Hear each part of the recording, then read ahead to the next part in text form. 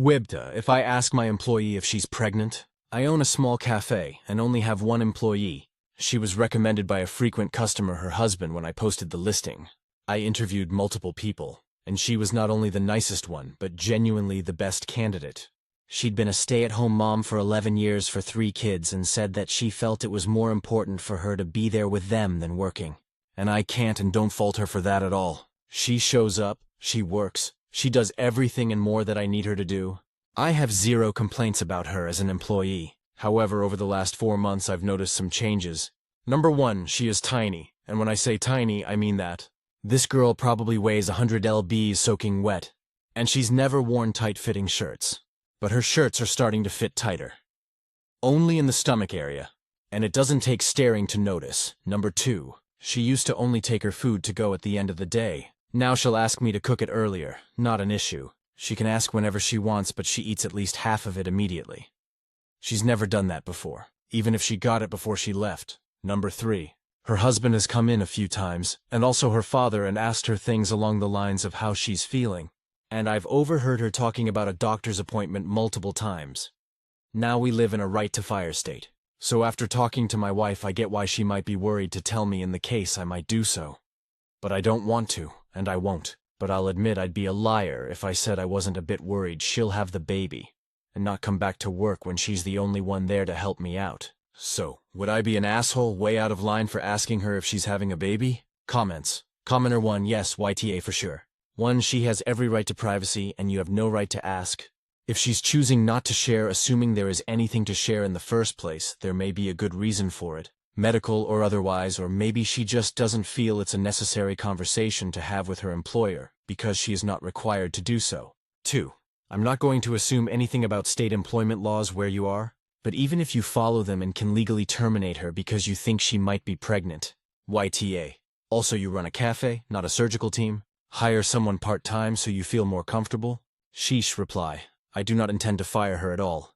I just need to make arrangements for whatever amount of time she needs off, if she'd like to come back. We haven't been open even a year, and our space is limited. 3+ employees will be trampling on each other in our cooking area. Commenter 2, YTA, right to fire equals right to quit. Did she sign a contract? Are you offering her benefits? Health insurance? Retirement? You fully admit that you could fire her for being pregnant if you wanted to, but somehow you're the victim because she might quit and you'd have to, gasp, find another employee. It's a job at a cafe. It's none of your business if she's pregnant and she doesn't owe you anything. Reply, I do not mean to imply I'm a victim at all. Don't hear what I'm not saying. I'm concerned that not only she could be worried about it when it won't happen, but also that if she decides not to come back. My wife is the one who pointed out that she could be worried for that reason. And we are a small business. It is only the employee and I every day. So with it being only us, there are no benefits, however. Anytime she needs to be off, she gets off. And I can usually find a family member who can help out for the day. But that's harder to do when it's all the time, which is my only worry. I will not fire her. She can work until she has the baby if she is having one. And if she decides to stay home with that one as well, then that's fine and up to her and her husband. But if I need to hire new help by a certain point, I would also like to know that too, because at this point even the people that were helping out before can't help out like she does. So I'd like to have the time to train someone. It's just the 2 of us, so that would be helpful. Update, she is pregnant. I did not ask her. Her husband told me and said he's been telling her she needed to tell me, but he said she wasn't sure about how much time to ask off for. If I'd think she wasn't coming back, or if I'd need help and nobody else could help. Because the job has become important to her, so she kept putting it off. He said her plan was to come back after 2 weeks.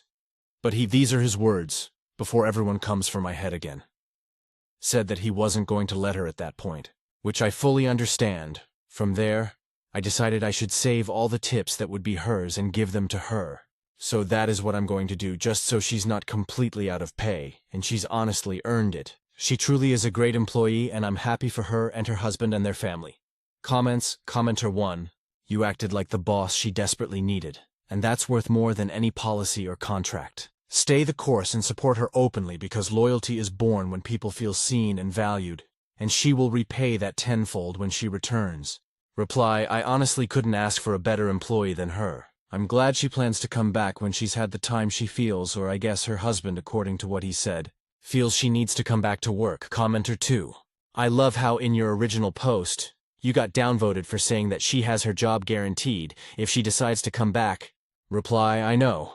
I probably could have phrased my post better somehow, but it seemed like everybody missed that part. Commenter 3. Do you have a lot of regular customers who know her and will miss her? Maybe you could ask if she minds once the baby is born if you let people know why she's off work for a while. And perhaps have a dedicated tip jar for employees' new baby fund, so her regular customers can contribute if they like. Or offer to share her registry link with regulars. Commenter 4. I second this. This is such a great idea. If I was a customer, I would 100% chuck in a few extra tips if the employee I saw often was having a baby. Reply, oh, they will definitely miss her. I won't be recognizing their voices on the phone immediately, or their phone numbers on the caller ID, or just knowing what they want to drink and having it ready without them specifying it, or any extra sauces they want without them telling me. This is a good idea, thank you. Final update. My employee was made aware that her job was here if she was ready to come back. But definitely don't be a stranger while you're on maternity leave. Please bring that baby in here eventually. She laughed and agreed. Baby arrived very early yesterday morning. Her husband called me to tell me what was happening once their sweet girl was here. I waited until today for the visitors to die down to ask if I could bring them something to eat, and I made her employee's favorite food item from work. This was her request. I would have taken her something else had she asked for it, and her husband she didn't say anything about him, but I did it anyway, assuming she was in the fog of she needed food and forgot he existed in the moment. My wife and I arrived this afternoon and got to meet the newest member of their family. Mom and baby are both safe and healthy, and that is the cutest and smallest baby I've ever seen in my life. Her older siblings are obsessed with her, and needless to say, her parents are as well. She is very, very loved. Just wanted to give the happy update to this. Baby girl is here and is healthy, loved, and mom employee knows she has nothing to fear in regards to her job. Comments. Commenter 1, 2 Diego. You are a great employer. I'm sure she will come back. Reply. She's a great employee. So she makes it easy. I hope she comes back. But if she chooses not to, I'll never fault her for it. Commenter 2. You are so kind. But reading your previous posts, what the hell is right to fire state? Like you can fire people who are pregnant? Genuine question. Commenter 3. I live in one. It means you can fire someone for any reason whatsoever as long as you don't say why. You can fire them, or if you give a reason, it can't be a discriminatory one. So if their state is like mine, if she told him she was pregnant, he could fire her but not actually have to state why. She could assume, but she couldn't prove it, especially if he has any mistakes she's made in the past in his pocket to use. Stories number 2. Aita. For telling my husband to not bring his sick ex to our house and not get personally involved in nursing. So I am 35F and my husband is 39M. We have been married for 5 years. Before marrying to me, he was with his high school sweetheart for a decade. Apparently they had compatibility issues and then lost contact. Now his ex has got a kidney failure and is on dialysis and has come in our city for treatment. And according my husband, she contacted my husband through a mutual friend, and now my husband wants to help her. Very politely I had asked my husband, does she not have her own people to help and nurse her? Why contact him all of a sudden after years? My husband was pissed and said how can I be so petty and I'm mature regarding a patient asking such stupid questions, and that he expects better from me. Then I said if the situation is so dire then, let's get her a place in our flat in other locality. And if you are so adamant, then let's finance her nursing facility. What is need of getting personally involved like a nurse and that I don't want to get involved in personally nursing his ex or in her medical recovery process in person, nor do I want to go to see her in hospital with him. And my husband said he is just disappointed in me that I am showing jealousy over a long-ended relationship and cannot show maturity even with a patient. So, Aita, guys, some people are accusing me of lying and copying. I will give you the screenshot of nursing home visitation slip. Please tell me how to upload pictures. Edit. I am really very thankful to mods for responding to my appeal against my post being labeled fake. Thank you so much for reconsidering things. Mods relevant comments. Commenter 1. Something is fishy about the response. Kind of sounds like gaslighting. Not sure I have enough context to judgment, but he is asking a lot of you to bring one of his exes into your home. Could be because it's in writing that your offer to help in other ways sounded sarcastic, but I still feel his response is rather strong for him making a big ask of you. I would possibly ask the same question but understand that you are not obligated to say yes. Commenter 2. Did he really say that he wanted the ex to move in? Reply, yes, he did. He said it will be better if she is in close-ups. I don't know, I just feel uncomfortable. I am not accusing him of anything, nor do I have anything against that woman. But I feel sick. Commenter 3. Caring is one thing and caretaking quite another. Once he starts to help, it is quite possible that her needs will increase. It is also important to consider that her condition may be long-lasting. NTA. Commenter 4. I feel the ex is trying to find a kidney donor. Reply, not really, she has a donor, and if she wished she could have got some other shelter, but I don't know why she had to come in my life. If the ex has a donor, why isn't the surgery taking place? Reply, they had some issues related to blood antibodies. That is what my husband told me. Commenter 5. NTA. This is not jealousy. It sounds like he wants to be the hero and take her in but do none of the actual work. Also, it is inappropriate. This is his ex and they don't even know each other anymore. I would die on this hill if he brings her to your home against your will. You should leave to stay with family or friends. I bet he gets a nurse or gets her out real quick when he has to do the caretaking. Commenter 6. And the fact he just decided this expecting the OP to just take on this kind of work is crazy of him. Stand your ground, OP, you're going to be fine if you do. Reply, exactly, he said this with a poker face that he would want me to nurse like what? I don't know if I recognize my husband anymore. I dated this man for 4 years, have been married for 5, have 2 little 3-year-olds, and he is angry with me not wanting to see his ex in hospital, and not wanting to nurse her. OP responds to multiple downvoted comments about helping a friend out in need. Reply, old friend, they were not in contact for years. And she is not just a friend, she is his ex, someone who was way more emotionally intimate relation than a friend. And your taxes assertion just proves my point. We indirectly financially sponsor for health of strangers. Don't go on getting involved with them in person wanting to stay at side as an emotional support tool. And just because you and your folks are okay with strangers in home, it does not mandate everyone to do it. Since you are so open to taking care of strangers, please take my husband's ex too in your kind and compassionate vicinity. Commenter 7. Is your husband a nurse? If she's dying, and he wants to visit with her, what's the big deal? At the end of one's life, it's not uncommon to want to reach out to old friends and family for closure. I don't really understand the jealous and outrage. This feels like a massive overreaction. Has he been unfaithful before? Reply, what kind of selfish and entitled demand it is to expect a married man to suddenly get involved in your mess, leaving everything behind. Being an emotional support tool, caretaking in person when you are vulnerable, all these emotionally intimate things are exclusive to one's spouse.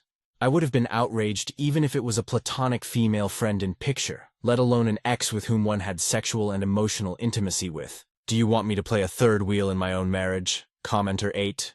Is she asking for him to take care of her, or is she just checking in that she's in the area and he can stop by and visit? If she's asking you to put her up and give her a place to stay, inappropriate. If she's asking for a visit, you're overreacting. They were together for a decade. He'll always be family. Reply, she is asking him to take care of her in person. She expects him to be at her side during medical checkups. Is it not an outrageous demand? Where does this entitlement comes from? And the family bullshit. You don't become a family to someone after a decade-old no contact.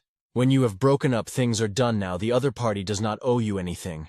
If you were such an inseparable family, you should not have taken a divorce to begin with. And the most important thing, I am not obliged to put up with this. She will always be a family. I have always preferred no contact and no mingling side. Update 1. I tried to have another conversation with my husband, and my parents are soon visiting my house, but I don't think we have made any progress.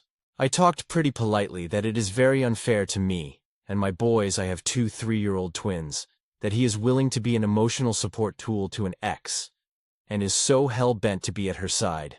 Caring about acquaintances is a different thing, but issuing things like being an emotional support tool, caretaker, all this should be exclusive to one's spouse, and issuing it to any third party, even if it is a platonic female friend, will be the foundation stone of an emotional affair, let alone issuing it to an ex. He told me that it is tragic that I don't trust him. Even after being together for 9 years, we dated for 4 years, have been married for 5, and accusing him of having an affair.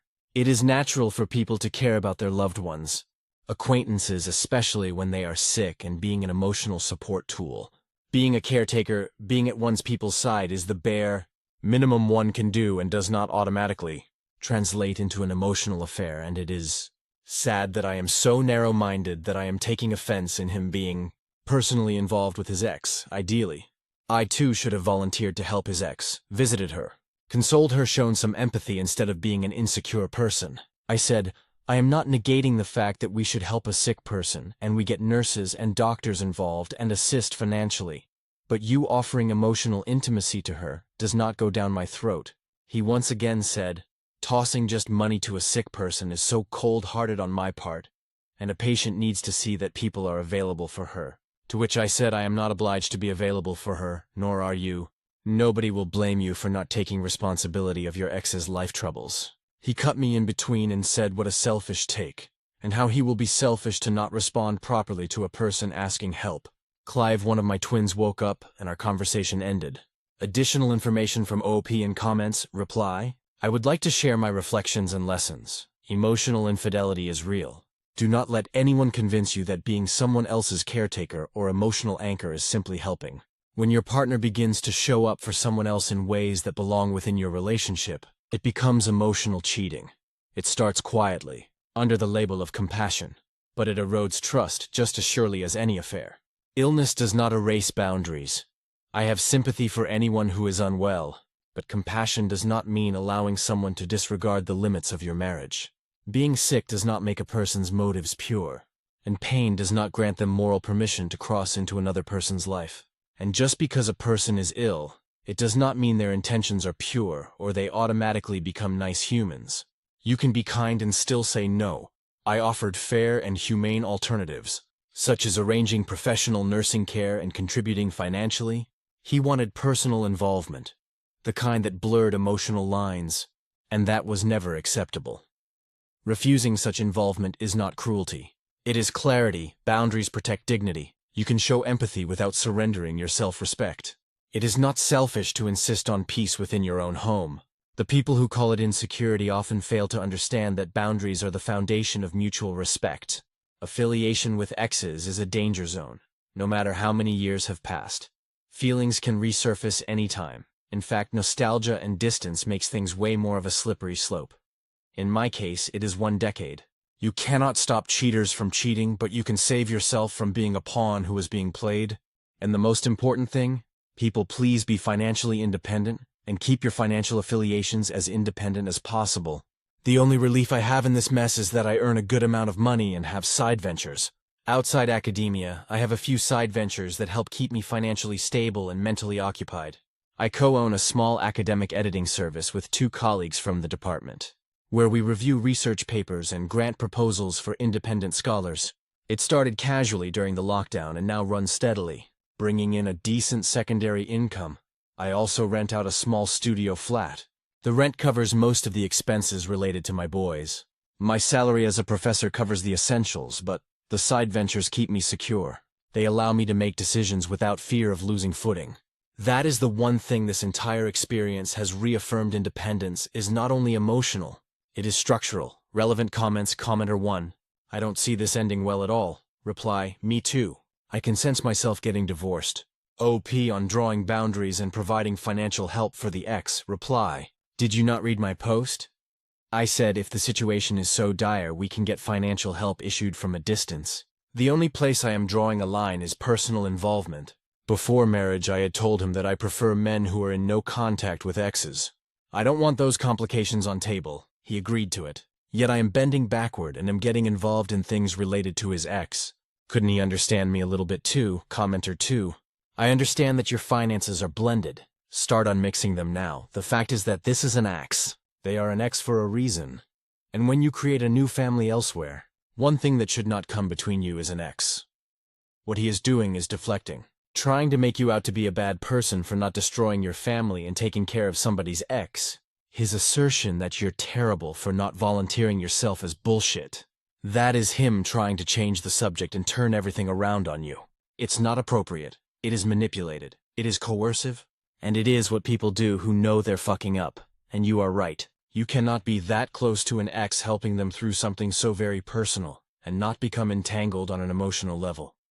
We are human beings. We have feelings and thoughts and emotions, and normally, we know enough to recognize that our feelings and emotions can lead us astray. The proximity can increase old feelings, even when we know that's not a good thing. He doesn't have to admit it for you to admit it. He's just trying to get you to admit that he's right and you're wrong. But you're not, so he is showing you where you stand.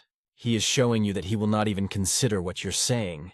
And instead, he will take anything you say, even if it is objectively reasonable, and try to make you out to be a terrible person.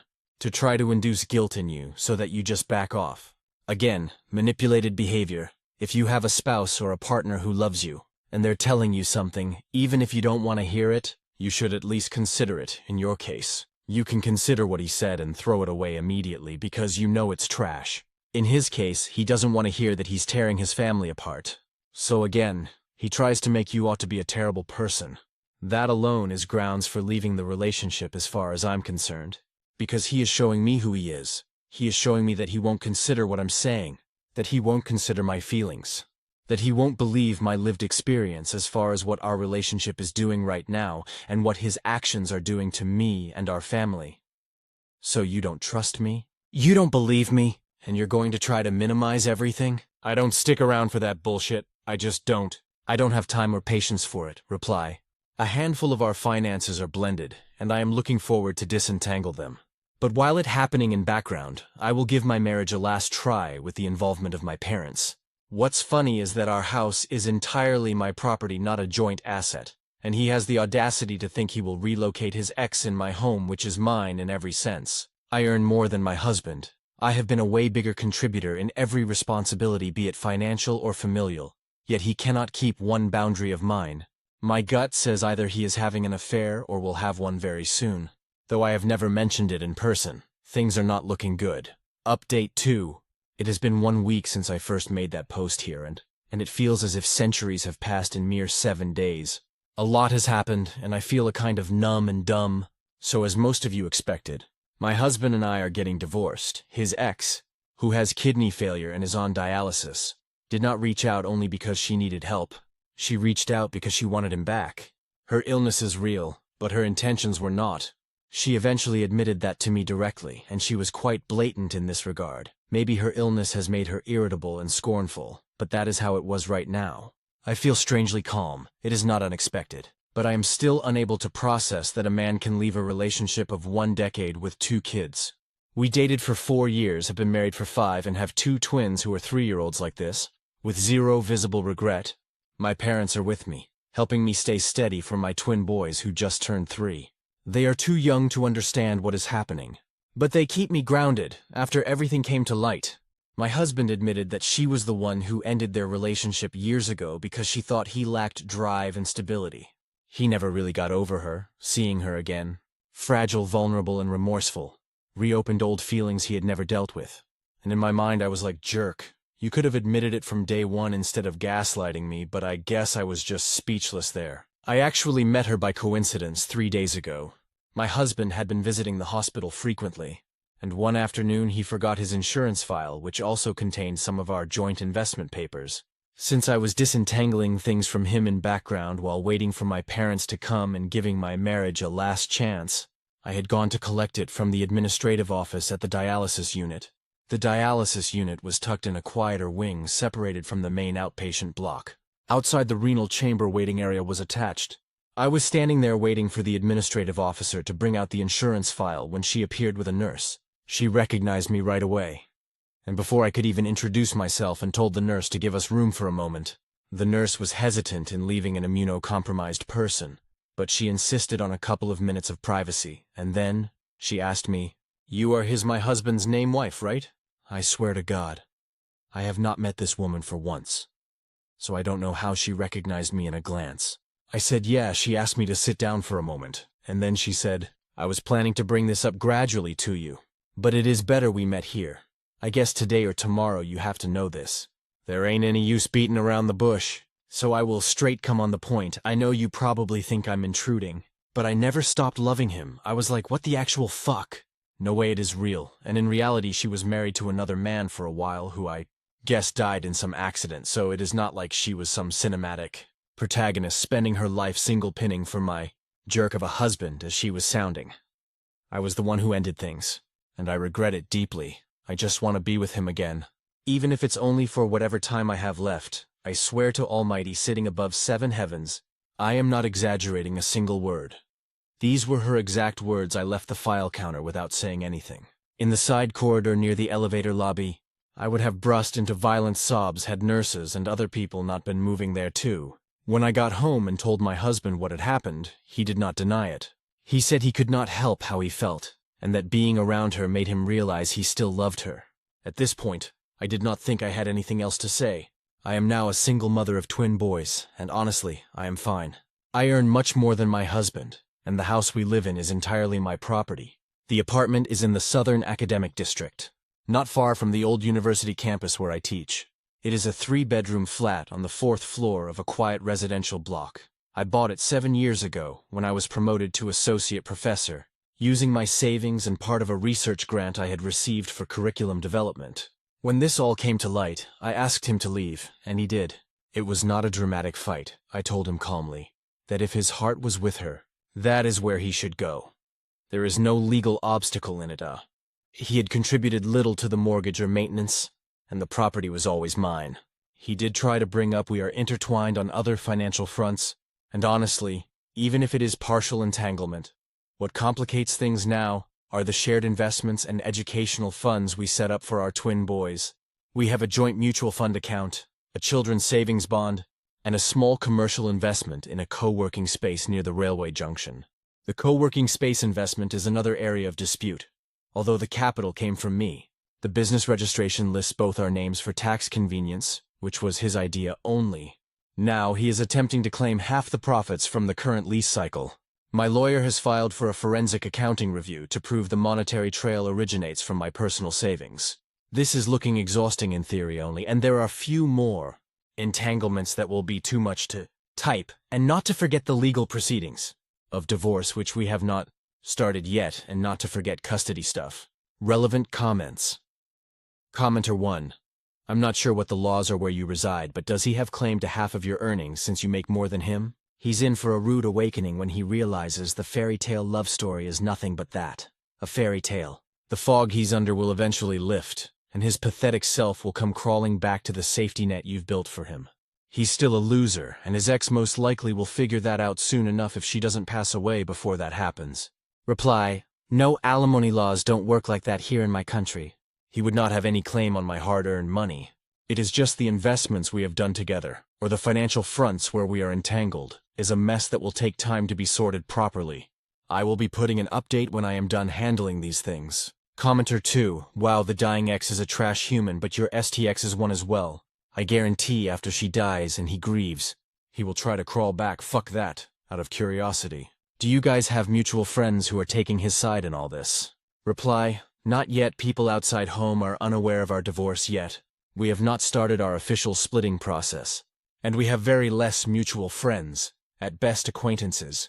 I am a pretty private and introvert kind of person, and my entire circle is from my university. Teacher, researchers, students, and his circle is different.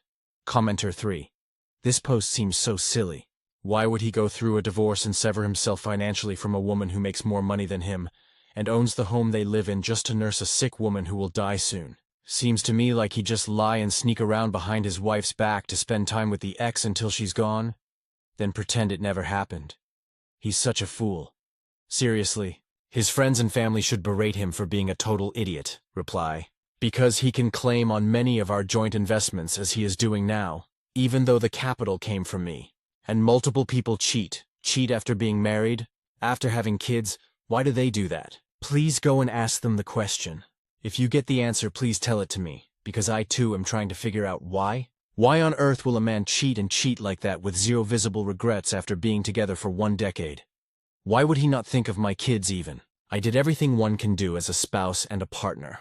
Always bore the bigger part of familial and financial responsibilities, the why. I filed for divorce today, and I feel strangely calm but hollow. I filed for divorce today. Dated for 4 years, 5 years of marriage, twin boys who are 3, and a husband who decided to go back to his ex. She came back into his life because of a medical issue, and he turned into her caretaker. I drew boundaries. He called me insecure. Now it's over. I'm a professor, and I earn well. My house is in my name, so at least that's clear, but the rest is tangled.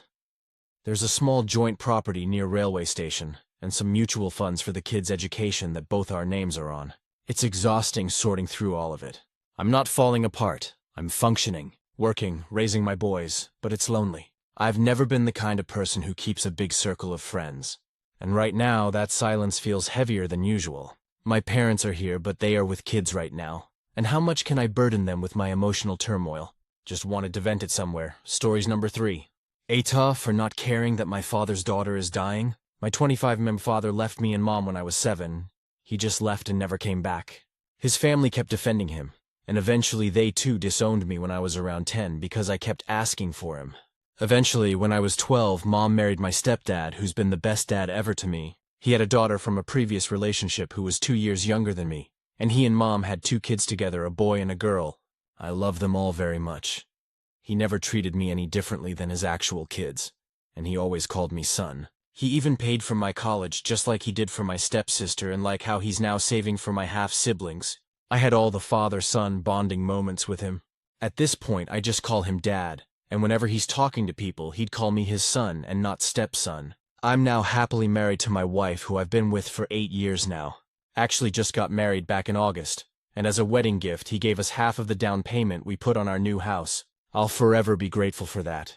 He also had the best, most beautiful and emotional speech at the wedding. I was genuinely crying because of it. My biological father reached out to me 2 weeks ago for literally the first time after he disappeared.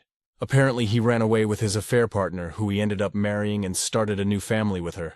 Apparently they have a 15-year-old daughter who's really sick. He actually had the balls to try and guilt-trip me into caring or doing anything about it or helping them out. I just told him they're all strangers to me, and that I'm sorry for the girl, but that it's none of my business. He tried guilt-tripping me, saying that he's my dad, and that she's my sister. I told him he's my sperm donor and nothing more, and she's just his daughter. I talked to my parents later about it, and Mom agrees with me, but surprisingly Dad told me I was too hard on him. He says he knows what he did to me was despicable, but that he's hurting right now, and he's seeing his daughter dying in front of him, without being able to do anything about it, and that it's the worst pain in the world for a dad. He told me to reach out and show him support, even if I don't mean it. He told me to do it for the poor girl who's technically my half-sister, and for God, and not for my bio-father. And honestly, I'm conflicted about it. I do feel bad for the girl. She's just a kid, and she's probably so scared right now, and this really isn't her fault, but I genuinely can't bring myself to forgive him or even fake that I'm okay with him, but I also don't want to disappoint Dad after everything he has done for me. What should I do here? Any advice and outside perspective would be so appreciated. Comments. Commenter 1 NTA 100%. I just told him they're all strangers to me, and that I'm sorry for the girl, but that it's none of my business. He tried guilt-tripping me, saying that he's my dad, and that she's my sister. I told him he's my sperm donor and nothing more, and she's just his daughter. You answered him perfectly. He's somebody you used to know, and you have no relationship with him or his family. Commenter 2 NTA, the guy is a stranger to you. If he had kept in touch, that would be different. But he didn't. The girl is just that, a girl, who happens to be sick. The only reason they have reached out is because she wants something from you. My guess would be a kidney or bone marrow donation. Do not do anything that will impact you in the future. Commenter 3, your dad has a big heart, which is very commendable. But ultimately you mourn the loss of your dad. He died a long time again. Why open yourself up to a world of pain and hurt for if and when he abandons you again? I would just say your dad has made his bed. He needs to lie in it. Commenter 4, NTA, and your stepfather, aka the real dad, is far better man than all of us think. Honestly, the question that you should ask yourself is this. Do you want to get to know your stepsister, even if it's for a brief time? Is it worth the trouble for you? If yes, just go to her. Tell your father you're doing it for her and ignore him or the AP. If no, then continue with what you are doing. I can guarantee you, this decision won't disappoint your dad. Ultimately, it's what you feel that is the most important. And I think you've made what you feel pretty clear in your post. So ultimately, just answer the questions I asked above yourself and you'll know. Stories number 4. Aita for making my son pay for his school lunch for the rest of the year. I have 3 kids, all in high school. I used to give everyone $20 a week to pay for school lunch, and it is enough to have some extra for snacks. They all were able to budget it well. The school then went all digital and stopped taking cash. They need to swipe their ID, and money gets put into the account. The system is a pain in the ass, and only allows you to do large amounts into it. So for all the kids, I did enough to make it through the whole school year. It was $1,000 each. This is around $200 extra. Then what they need? I made it very, very clear that this is for the whole school year and only for lunch. The school also has some vending machines that takes the ID also. These vending machines are expensive. A Pop-Tart in it is $4, for example. And energy drink is $5. The school also has a cafe that serves expensive stuff. Everything is $5–10 there. A bagel is $8. My kids are all in sports and they know they need to pack extra snacks meals on sport days from our house. The issue is my son, 16. I got a notification from the school that his balance was in the negatives. He was not packing any snacks and eating breakfast at the school cafe. He is around 50 in the negative right now. He needs around an extra $500 to afford lunch. I gave him 2 options. He can pay for it out of his own money, or he packs lunch every day. He chose paying for it and is very unhappy. I already transferred the money out of his account for the school account. I know he is unhappy, but X is pissed at me. I told them to pay for lunch themselves if they have an issue with it. I need some opinions. Edit from comment. He has budgeted large amounts before. Example, he bought himself a gaming computer that was over $2,000. He has a job, and we have given him a good amount of money for a long time. He knows how to budget and save. Comments. Commenter 1, OP is NTA. The school or the AHs for bringing in a system that forces parents to pay in large amounts up front instead of one where smaller amounts can be added periodically. Commenter 2, spending $1,000 on food at school in the first 2 months is absolutely wild to me. Hopefully this teaches your son something. Commenter 3 NTA, you were clear in your expectations up front and didn't deprive them of the ability to have snacks altogether. If your son was struggling to make extras for sports days, then he should have talked to you about it earlier. Not just waited until the money was gone. It's a hard lesson, but he's got to learn it sometime. Commenter 4. This is a consequence to poor behavior in your son's part that has an easy solution. He is not at risk of going hungry because he can just pack his own lunch. He literally FAFO and has discovered all that junk food is not free. His choice to figure out, your ex needs to kick rocks or pony up the money themselves, else keep their opinions to themselves. Stories number 5. My 32F husband 33M doesn't want our nanny to teach our daughter Spanish. Feel like I'm seeing an ugly side of him. My husband Eric and I have been married for 5 years. We have 1 child, a 4-year-old little lady named Catherine. We both work busy jobs, but I'm a writer, and I usually work from home or from my office down the street. Our live-in nanny, Ella 45F, has been with us for about 6 months. She is incredible at her job, and she's honestly become part of the family. The other day, Catherine, my husband and I were driving somewhere in the car, and my daughter said, "Want to hear me talk like Ella?" And she started speaking Spanish. I'm not fluent, but I know enough to know that she was really speaking it. Not just pretending. I was really impressed and told her great job, keep practicing, etc. My husband didn't really respond, but I didn't think anything of it at the time. Then tonight just now, Ella came to my office after Eric got home and took over watching Catherine. She was really quiet, which isn't like her. And she apologized for teaching Catherine Spanish without asking. My response was basically, what? I told her completely confused that I had no problem with that, and I actually think it's a fantastic idea. I wish somebody had taught me when I was little, especially where we live in Southern California. It's a great skill to have. So I reassured her that I would actually appreciate it if she would keep teaching Catherine the language. Ella then told me that Eric had just asked her to please only speak English around Catherine. Ella has gone back to our house for the night, but I'm still sitting in my office fuming. I am beyond furious with Eric, and I know I need to collect myself before going home and speaking to him. First of all, I feel like he's damaged our relationship with Ella, who's been nothing but wonderful to us and our daughter. Secondly, I cannot for the life of me understand why it's a bad thing for our young daughter to learn a very useful second language, which she'll probably have to learn later in school anyway. Eric has never expressed any racism if he had. We wouldn't be married. That's a deal breaker for me, but I can't see any other explanation for this. And finally, I am furious that he made the decision to talk to Ella without me. That's not how a partnership should work. Where do I begin in addressing this with him?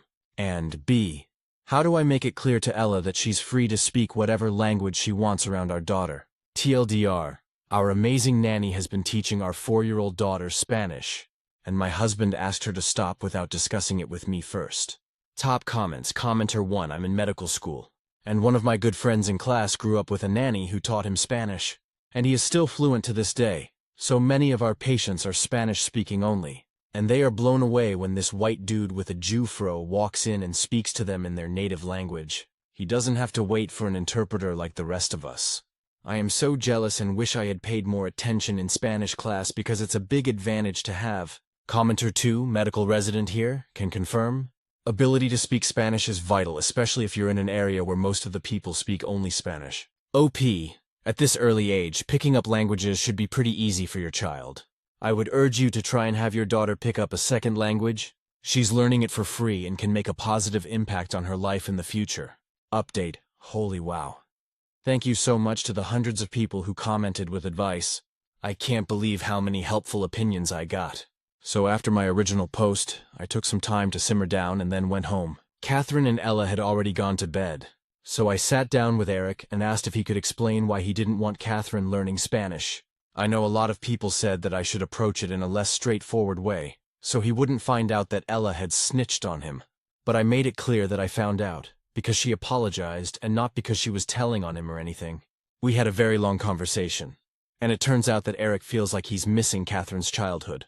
He doesn't enjoy his job anymore, and he feels jealous of me, because I got the career I wanted, and I still get to spend more time with our daughter than he does. I'm a screenwriter, and he's an exec at a media company, but he always wanted to be an actor. Apparently, he feels like he gave up his dream for money, and he wishes he worked in a creative job like I do. I had no idea how down he was feeling about everything. After talking it through, we came to the conclusion that he already felt left out of Kay's life, and didn't want to feel further excluded if she becomes fluent in a language he can't understand. I told him that I understood this, but thought it was really selfish of him, and he agreed that Catherine should continue learning Spanish. He felt really bad about his conversation with Ella and apologized to her first thing the next day. We called Ella's grown-up daughter Really Great Girl in her early 20s, and found out about this fancy restaurant that Ella has always dreamed of going to. We took Ella and her daughter for a surprise dinner there, and gave her a card and flowers to thank her for being a great tia to Catherine. So the whole language issue has been resolved. And now Eric and I have to figure out what to do next about the existential crisis he seems to be having. We're in a good financial position, and I suggested the possibility of him leaving his job or taking acting classes on the side. He's still unsure about what to do, but I think he definitely feels better about having it out in the open. Thank you all again for your help. Stories number 6 got hit on in my own home. Thank you. I completely agree. I should have thrown him out before, and I am pretty assertive normally. I really appreciate the support in this thread. I can't respond to everybody, but I wanted to say thank you in general, and I will absolutely be keeping my daughter out of their home and blocking this man 100% from my life. I like the poster who said not letting men into your home at all. That's just where I am at this point in my life. I just want my space and peace. Have a wonderful weekend, ladies. This happened Sunday night and I'm still so pissed. I think I might be too pissed, to be honest. My daughter 9 has a lovely best friend who is being raised by her paternal grandparents. I'm quite fond of the grandparents. Her mom passed away. This friend has been at our house as frequently as 2 to 3 days a week, and has slept over a dozen times. I have never seen or heard of her dad being around through all this contact. I actually thought he wasn't around. I never asked because I simply wouldn't. So, it was a surprise when he dropped my daughter and her friend off on Sunday night. For context, I'm a divorced single mom of 3. My daughter's dad made the Sunday plans with her friend, which is why I didn't know who was driving her. Also, this will matter. I have a really pretty house on a lake and installed a pool when we moved in last year, so the dad comes to the door with the girls and his 5-year-old son. I assume he's dropping the girls as planned, but when I answer and introduce myself, he just walks in, and then he stays. And stays. Basically, this guy walks around for a minute, sees the fireplace going, looks out at the patio and view, figures out that I am a single woman with a nice place, plants himself on my couch while his younger kid tears up my house and proceeds to hit on me. It sucks so bad. For the moment he steps in, I want my night back.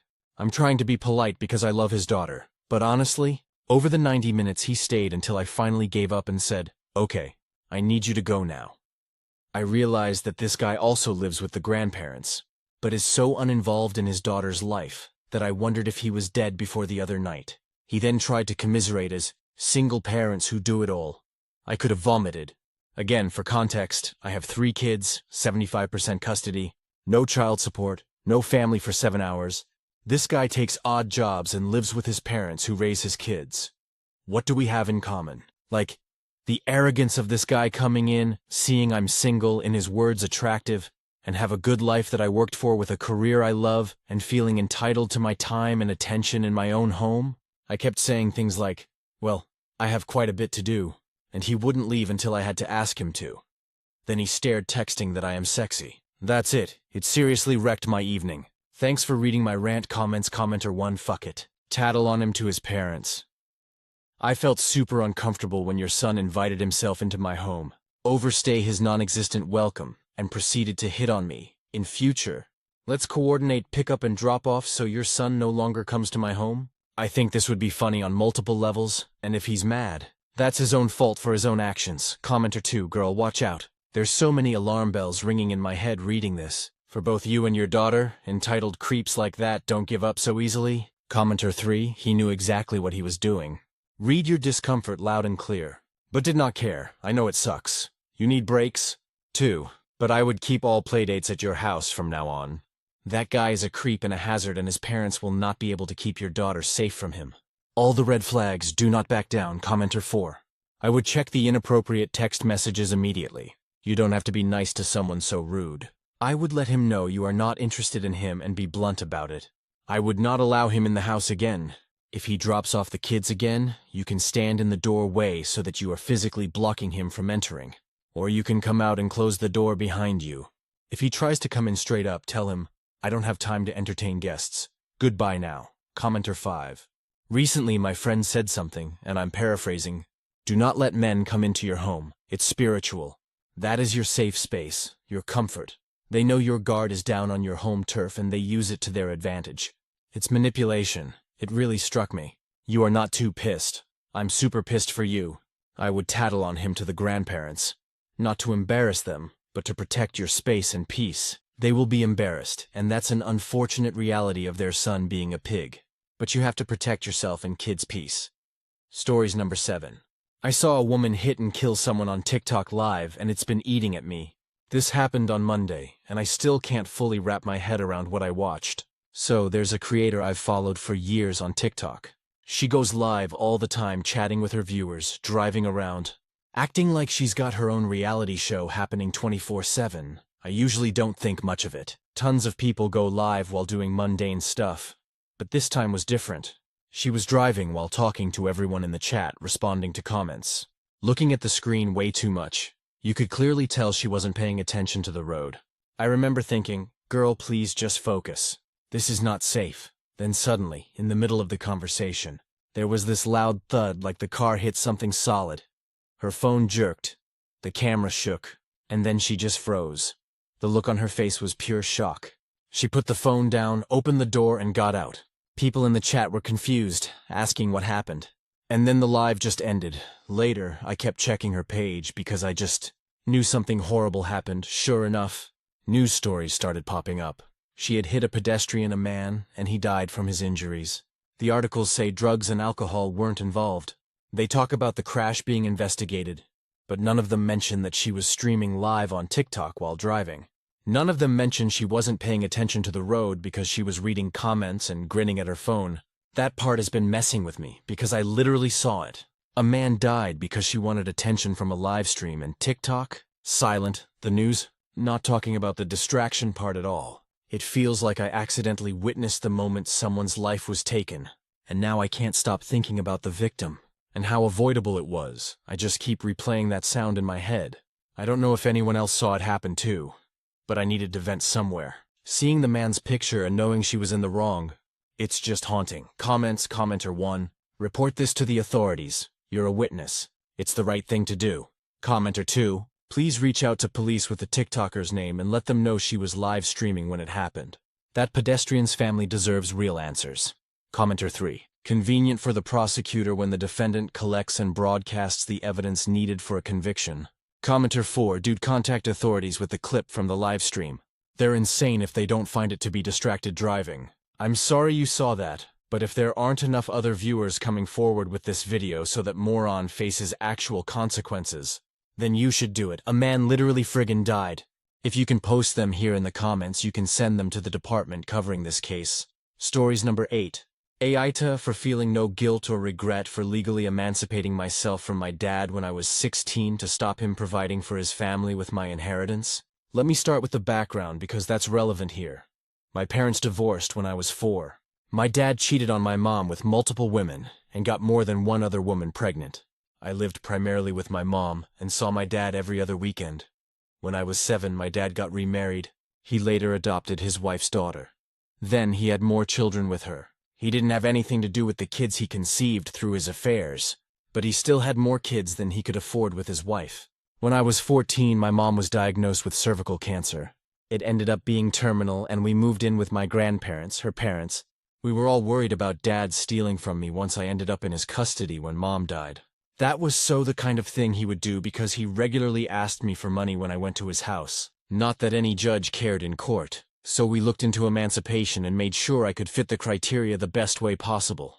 After Mom died and I went to live with Dad, he tried to steal from me by accessing my bank account to withdraw money he knew I'd have from Mom to pay for stuff for his family. He said it was essentials, but it didn't matter. He did this without my permission. Once he did that, I went to the cops to file a police report, and I went to court and filed for emancipation. I was already working part-time, and the actual money from my mom was secure in another account. It took so many months. I was almost 17 before the emancipation was granted. But I met the criteria well enough to be given an emancipation. So I rented a place from a friend's family and I worked and went to school until graduation. My grandparents legally weren't allowed to help me. I had to do it all on my own. But I did it, and it kept the money safe from my dad. He was so pissed at the time. Not just at me, but at my grandparents too, because he knew they helped me plan for that. I was no contact with my dad for a few years. And then he contacted me recently and asked me if I was ready to apologize to him and his family yet. I told him I had nothing to apologize for and not to contact me again. I already had him blocked on his own accounts, so I blocked the accounts he messaged me from, and when he contacted me again, I did the same thing. Then his wife used an alt-second fake account to tell me I was an awful person for going so far to see their kids struggle and suffer, and not have enough of anything they needed. I blocked her account without a response. I went as far as reporting it to the police when they both tried a few more times. They really expected me to feel regret or guilt for it. I don't feel that way though. Their kids are not mine to support, and they weren't my mom's kids either for her to do it via me, and she's the reason I have the money I do. Commenter 1 Intia. Keep your no contact status. Stay in school. Go to college. Have a wonderful life. Commenter 2. Your dad is a failure at every step. You are NTA. If you don't protect what you have, you won't have anything left. He'll take it, leave you nothing, and never speak to you again. Unless you start making a solid salary he wants to take. He's a loser. You were right to emancipate. Commenter 3 No NTA at all. The guy was stealing from you, and you had every single right to defend yourself. Your father's wife sure has some nerve telling you you're an awful person for going so far to see their kids struggle and suffer and not have enough of anything they needed. Their kids, their responsibility to provide, you apologizing? Because you didn't let him steal from you? Reply, pretty much. I was told I was part of the family and should have looked out for the best interest of my family. Commenter 4.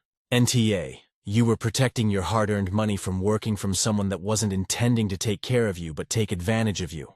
Just because parents are adults doesn't mean they have the best intentions or know what's right, and your father's family contacting you and saying those things still shows that they only want you when they need something. Definitely trying to use guilt to manipulate you. Good on you and your grandparents for getting you out. Stories number 9. Aita. For refusing to downgrade my wedding so my fiancé's brother can afford to attend. I 30F am getting married to my fiancé Devin 32M in June. We've been together for 4 years and engaged for 1. Devin and I both work in museums in Ann Arbor. I'm a curator and he's in education programming. Combined we make around $110K, which isn't rich but we're comfortable. We've been planning a wedding that's nice but not extravagant. Around 80 people, venue is $8K, photographer $3K, you get the idea. Total budget is about $35K. We're paying for everything ourselves. No family help. Here's the issue. Devin's younger brother Samir lives in Seattle and works as a freelance graphic designer. Money is tight for him. The flight alone is going to be like $400. Plus hotel for 3 nights. Plus he'd need to rent a car. Last week, Devin's mom called and asked if we could move the wedding closer to Seattle, or make it smaller so we could help pay for Samir's travel. She said it's really important that Samir is there, and we should prioritize family over a fancy party. I said we're not moving the wedding. All of my family is in Michigan. Most of Devin's family is here too. It doesn't make sense to move it across the country for one person. And we can't afford to pay for Samir's travel on top of everything else we're already paying for. Devin's mom said we're being selfish and that if we can afford a $35K wedding, we can afford $800 for Samir's travel. She said Samir is going to feel terrible missing his brother's wedding. Devin is torn. He agrees moving the wedding doesn't make sense, but he feels guilty that his brother might not come. He suggested we could downgrade some stuff to free up money to help Samir, like maybe do a cheaper photographer or skip the DJ and just do a playlist. I said absolutely not. We've already booked and paid deposits on everything. And frankly, Samir being broke isn't our problem to solve. He's 27 years old. If he can't save $800 over 6 months for his brother's wedding, that's on him. Devin got quiet and said that was harsh.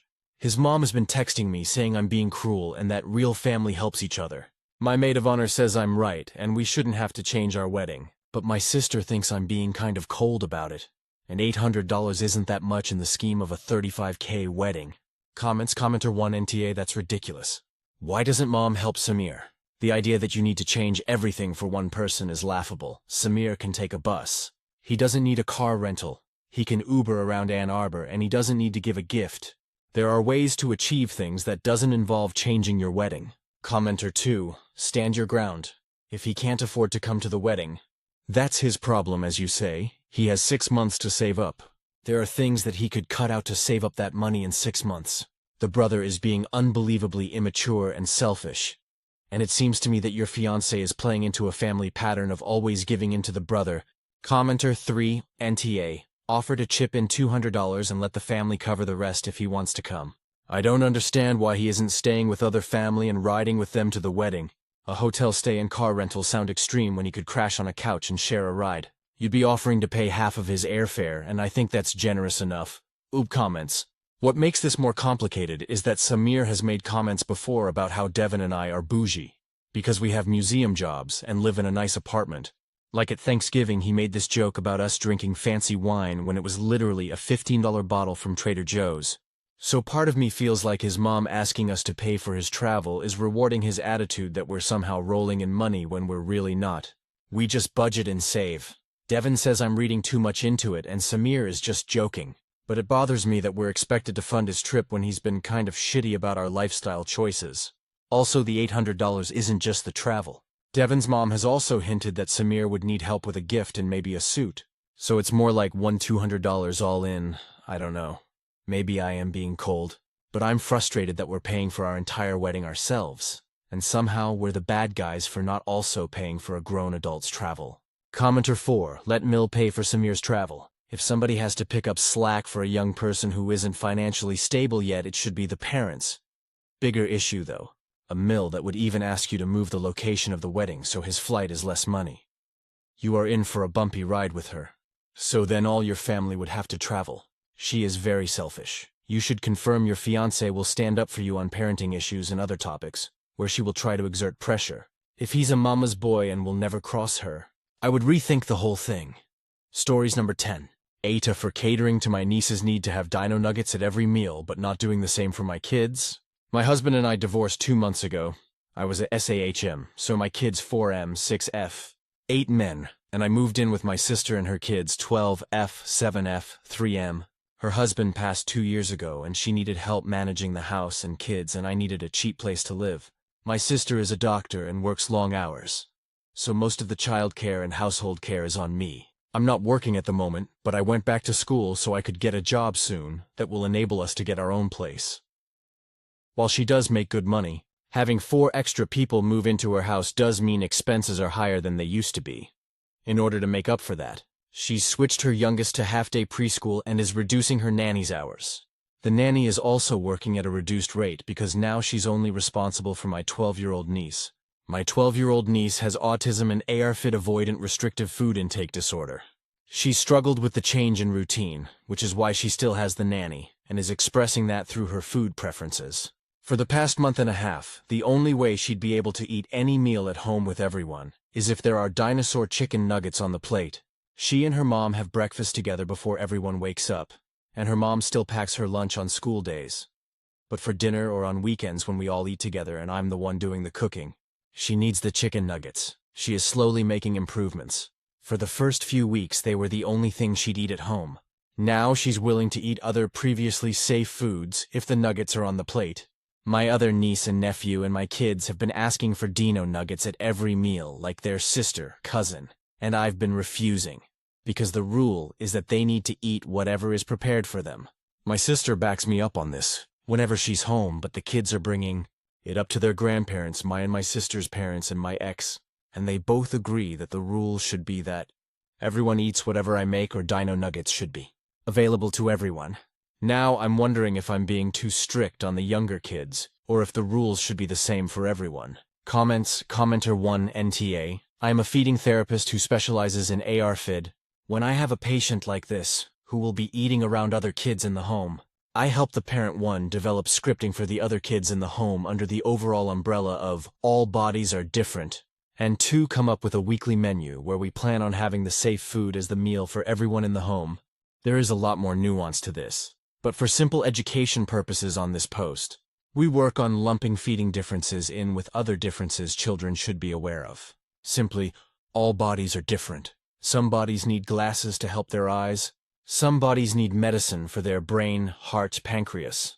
Some bodies need help learning to walk. Some bodies need help learning to eat, based on the age of the patient.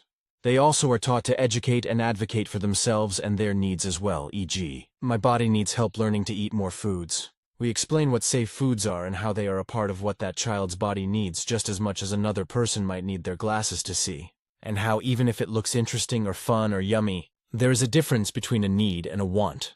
We use supportive listening and empathy when the other kids are upset that they don't get to have something because it is a want, even if that want is another person's need. We build in intentional days in which they get to have that want, so long as it isn't detrimental to their own health needs, e.g., a child with a peanut allergy can't have another child's peanut butter cracker safe foods because their own body needs something special. But then we make them sun butter crackers, so everyone gets nuggets for lunch on Wednesdays, dinner on Saturdays, and lunch on Sundays as an example. Your niece's therapist should help with this process, and likely has social stories and other things to help educate the other children, as well as adults who don't understand feeding therapy recommendations. Commenter 2 Fair treatment does not mean everyone gets the same. It means everyone gets what they need. The older kids in particular should understand that, however. Your kids and hers are going through a lot of upheaval right now. Would it hurt for them to get a couple of Dino chicken nuggets on their plate, if you're preparing them anyway? Natch Commenter 3. The danger in allowing the younger kids to have Dino nuggets is that you risk creating problems with their food habits too. This is not a black and white situation. My suggestion is that you have a few extra nuggets, and each kid can have one but must also eat what is prepared. I agree that some of the kids are too young to understand why the older ones gets nuggets and they don't. And honestly, if they're okay and still eating, then keep doing what you're doing. But if a compromise seems needed, do not listen to anyone outside your house on that one. Then maybe each kid gets one nugget too, enough to satisfy but still make them eat their dinner. NTA. Your situation is unique. Unique answers are required. Commenter 4. Honestly, I get so irritated when people who don't live in your house think they get to referendum vote on this kind of thing. This is an obvious accommodation for a special needs kid. Eating Dino nuggets at every single freaking meal is not healthy, which is why you are gradually working on shifting your niece's diet back toward more diversity. NTA, but the adults who are making a hard time harder for you and your sister are being assholes. 100% Commenter 5. This accommodation is helping this autistic child eat. The other children don't require an accommodation. Accommodations aren't there to make everything the same for everyone. They are there to help disabled people exist in an ableist world. NTA. No reason you can't do something nice with the Dino nuggies for everyone every once in a while if you want. You could maybe ask the autistic kiddo her favorite way to have them, or her favorite foods to eat with them and serve them that way, as a way to include everyone else in her safe food. Either way, glad this 12-year-old's mom and aunt are making sure she has access to safe food she can eat. Stories number 11. AITA for telling my husband I don't enjoy doing his laundry. My husband and I have been married for 2 years now. Been together for 4. I am 24 and he is 27. Recently, I have been stretched quite thin between full-time work and full-time school. I recently got more hours at work. I am almost done with my degree. I know I haven't been as happy or affectionate, but I thought it was understood that this will just be a moment in time where I am busy and working hard. But it will be over eventually. My husband works too, a 9-to-5 office job. The thing is, after a day full of work and classes that go into the night, I come home and make dinner, do dishes, clean up the living room, etc. I have sat him down and explained that I have been unhappy because even once I am home, it is impossible to rest. He said he understood and would do more tasks around the house. I made him a list of chores that would be helpful. He has done one, and it was for a single day, nothing since. I am feeling fed up. The kicker is, yesterday he said that I haven't been as affectionate and he misses me. I told him that I have been so busy and with the house chores on top of work and school, I just cannot get in the mood to even cuddle or hug. Honestly, it is hard to be attracted to him right now. But I didn't mention that. He got angry with me. He started saying that I clearly didn't care about him because I know that physical touch is his love language, and I have been depriving him of that. All I did was tell him, "Do you think I enjoy doing your laundry, cleaning up after you? Those are labors of love. It is not like I would do just anyone's laundry. You don't clean up the way you promised me you would. So if anyone is lacking in the affection department, it is you." He went silent, grabbed the keys and left. I feel really guilty that I accused him like that. Should I call and apologize? Commenter 1, girl don't call. Let him marinate in that silence. Maybe he'll finally hear the mental load echoing around the empty ass house he doesn't clean. Commenter 2, and for the love of God have him do his own laundry. You're normalizing being his mother. Commenter 3, stop doing the chores. Commenter 4, this is called the double shift, where working women take on all the cleaning, meal prep and childcare, while also working full-time or going to school. It's fairly common, because many men are raised with their moms doing everything for them, and expect a spouse to take on that role. Or it's just male privilege and they expect to not have to help out, because this kind of arrangement benefits them. There's often embedded social conditioning that women are sacrifices too.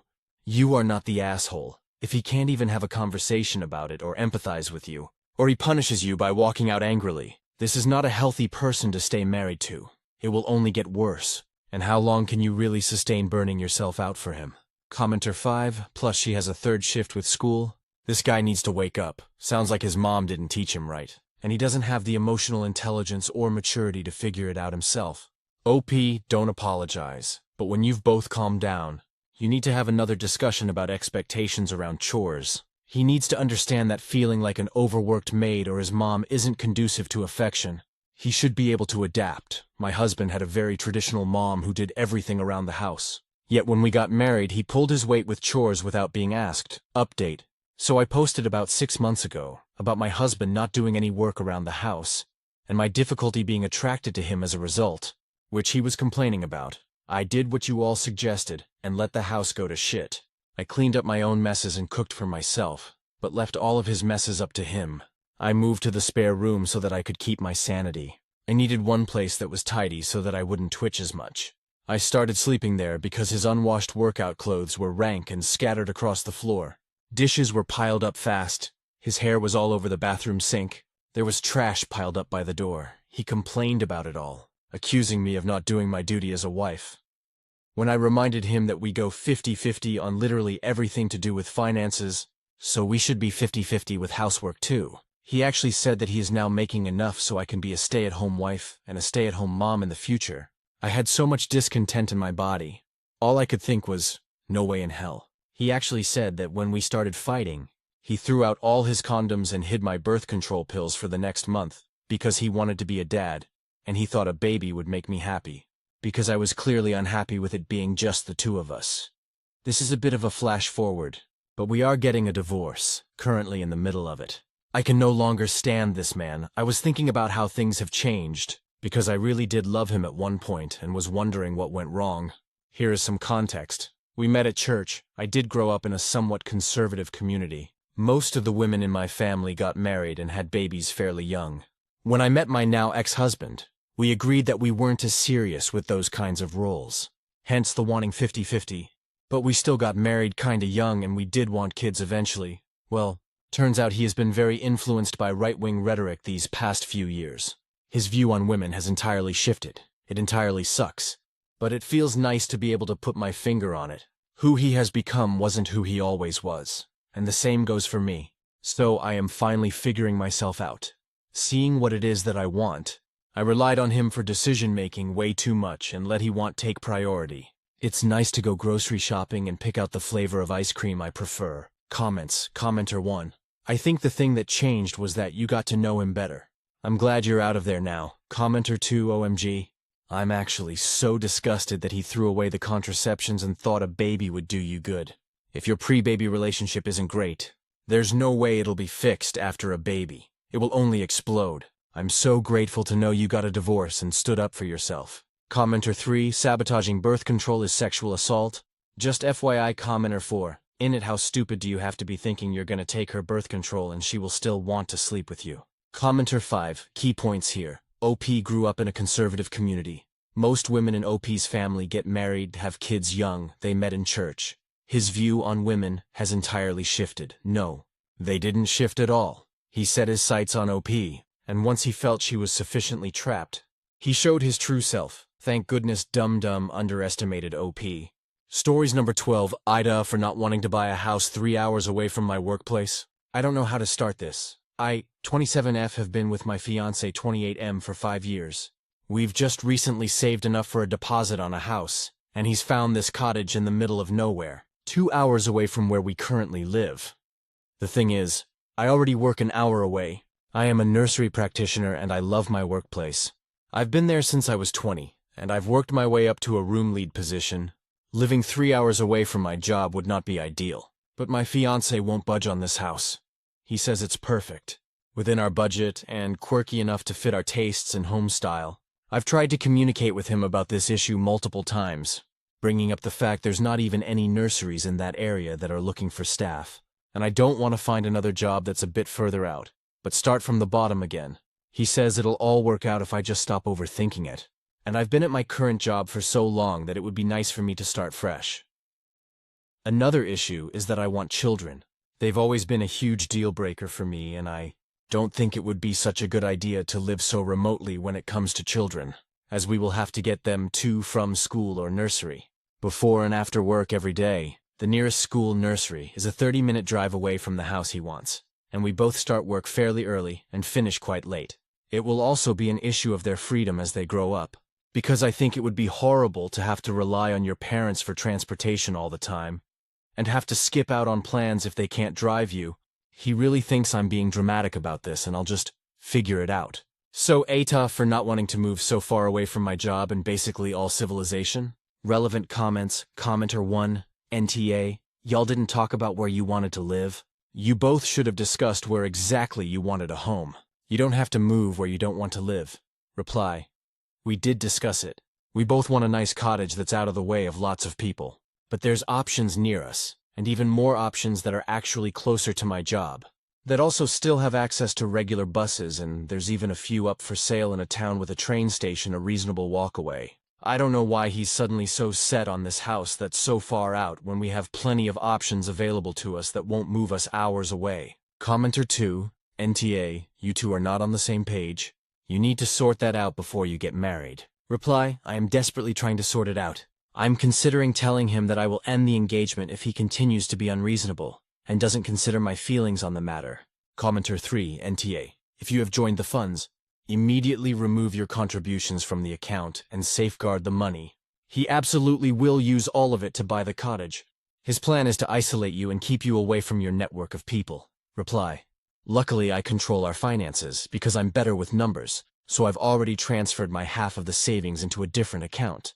He won't even notice. He's usually very sweet and considerate, so I'm not sure what's got into him about this house. He loves my family, and we have the same friend group as we've known each other since high school, so I don't think he's trying to isolate me. Commenter 4. Is the house also 3 hours away from his workplace, or does he WFH? Reply. He works in tech, and he does go physically to work, but has the opportunity to WFH if he wants to. He says because it's worked out for him. It'll work out for me too, and I can always just find another job in a nursery. But I don't think he gets quite how difficult it is to find a genuinely good job in a great nursery that doesn't have a toxic environment and crazy high staff turnover. Commenter 5. Who exactly is the we who received the money for the deposit? Who did the money come from, if it came from somebody in his family? He is probably being very proprietary about how the money is spent. That isn't a partnership, and this kind of thinking will spill over into other areas of their life. If the money came from someone in your family, or if it is somehow attached to your career, like a bonus, then he is a dictator who will force his ideas on you time and again. Buying a house is a partnership. He will expect you to help pay your portion of the mortgage and the upkeep. But you don't get to say in where the house is located. Is that what you want? NTA reply, we've been saving for a while. Nobody gave us any money. I was already saving before we got together. So was he. And after a couple years together, we decided to pool our house savings for our future, which I now realize was probably a really dumb idea, because we aren't married. I've actually put more in than him despite spending less because I'm happy to live a frugal lifestyle while he likes holidays and expensive cars, etc. Despite earning less? Sorry, I'm completely exhausted. Update. Aita for not wanting to buy a house 3 hours away from my workplace. I wasn't expecting to be able to update this fast, but here we are. First off, I want to thank everyone that commented on my last post, and also add some context as I realized my last post may have been lacking some. Fiancé and I have been together 5 years, but I have known him for 12 years. And in all the time I've known him, and especially since we got together, he's always been sweet, taken my feelings into consideration, and hasn't actively ignored my opinion like this. It's always been a 2 yes, 1 no situation in decisions before this. We had a good relationship otherwise. We had date nights once a fortnight. We enjoyed each other's company, had aligning plans for the future, and the same ideals for a relationship. He had watched me go through a few quite bad relationships over the years before we got together, and did his best to be the opposite of my exes. Though he's always been quite pushy when it comes to sexual intimacy, so I guess that's an issue. But other than that, it was great, and we had actually had a lot of talks about what we wanted in a house. We had agreed that we wanted a house or cottage either the same distance away or closer to my work. A bit more remote but still with a town or city easily accessible by public transport and car. I'm not sure why he suddenly switched to wanting a house so far out from everything and everyone we both know. We live in the UK, and a 2-hour drive can have you in basically a whole other world. Anyway, the actual update, I had annual leave from work yesterday, and my now ex-fiancé was having a WFH day, something he's been doing more and more frequently as of late. This is another reason he is so okay with the house he wants being where it is, because he can just switch to full-time work from home. In the morning, I sat down with him and tried to bring up the house. I laid out my points from my last post yet again, and told him I am under no circumstances leaving my job. I love it, and I do not want to search for another. I brought up the countless other houses that fit our criteria that are in our area and closer to my work, some of which we have viewed. We haven't viewed the place he wants yet, as we haven't had the time, and I told him I do not want to, as I already know it's not what I want. I also asked him if he really thinks it would be okay for me to have a 6-hour round commute every day, especially considering my shift starts at 8 a.m. so I would have to leave by 5 a.m. every morning, and be up by around 4 a.m. My shifts typically finish at 5:30 p.m., so I wouldn't even be back home until 8:30 p.m. Would he be okay with doing all the childcare in the future? Housework and just everything that needed to be done because I would not be home for any of it? He didn't seem to take any of it to heart, and still insisted I could find another job, maybe one not even in childcare. And that's what finally pushed me over the edge. Childcare has been my dream since I was a little girl, and I managed to find an absolute dream of a workplace that I know many childcare practitioners would kill to work for. How could I possibly leave that all behind when I've worked so hard for it? He told me he's set on this house, so either I accept it or I leave. I chose leave. I gave his ring back and told him we're done, that he's not being the sweet, considerate man I fell in love with, and I don't know why he can't see my side of things in this. I do not want to live a life with somebody that doesn't consider how I feel in all of this. This completely shocked him, and he started begging me to rethink, that we can figure something out. But I refused and went to pack my things. I'm staying with my brother and his wife now, which is nice because they live closer to my workplace, a 30-minute drive instead of an hour, and I get to spend time with my little nieces. I am hurting, but I also feel like a huge weight has been lifted off my shoulders.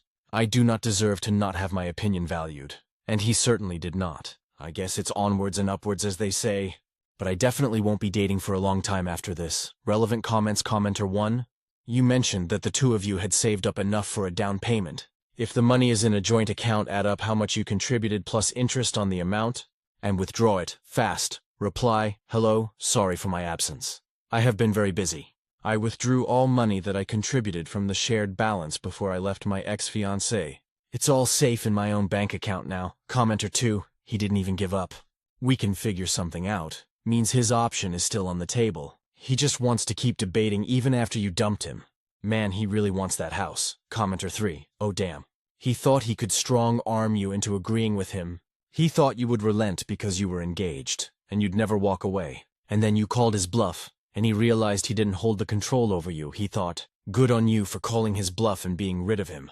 He would have 100% used that tactic again and again if you had stayed with him. Commenter 4, NTA and good job advocating for yourself. If current you starts to waver, which is a totally normal emotional cycle for people to go through post-breakup, just remember that future you will be so glad that you stood up for yourself and made space for better relationships to come. Stories number 13. I 31F just had a major surgery and my BF 36M hasn't reached out to see if I'm okay or attempted to see me. On Tuesday morning, I had my gallbladder removed. I've been with my boyfriend for 9 months now. We both live with our parents at the moment for financial reasons. My dad works during the day and my mom is disabled, so she can't do much on her own around the house. This surgery basically immobilized me, and I've had to rely on my mom to help me in and out of bed, in the bathroom, etc. My boyfriend told me he wasn't going to stay with me during my recovery because there was no point, and I'd basically just be sleeping the whole time. He lost his job in September, so he's currently unemployed. The last time he contacted me was Tuesday night. I didn't hear from him at all yesterday or today.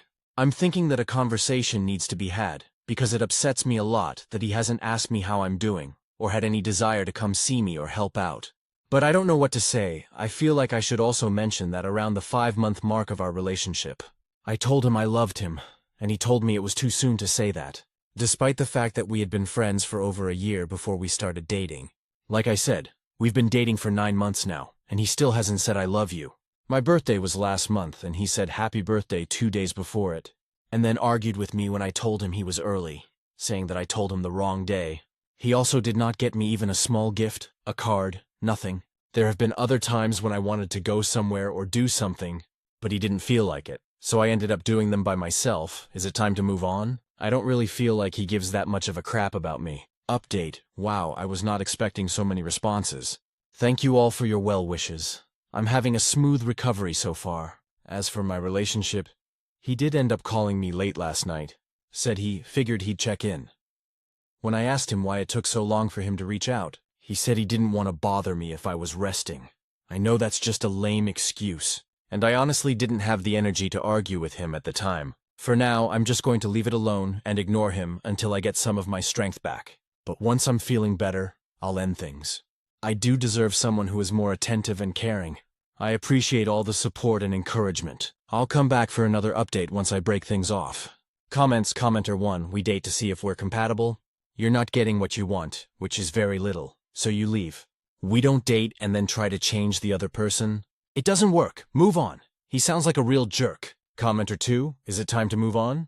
I don't really feel like he gives that much of a crap about me. Yes, time to move on. This dude is just with you for his own benefit.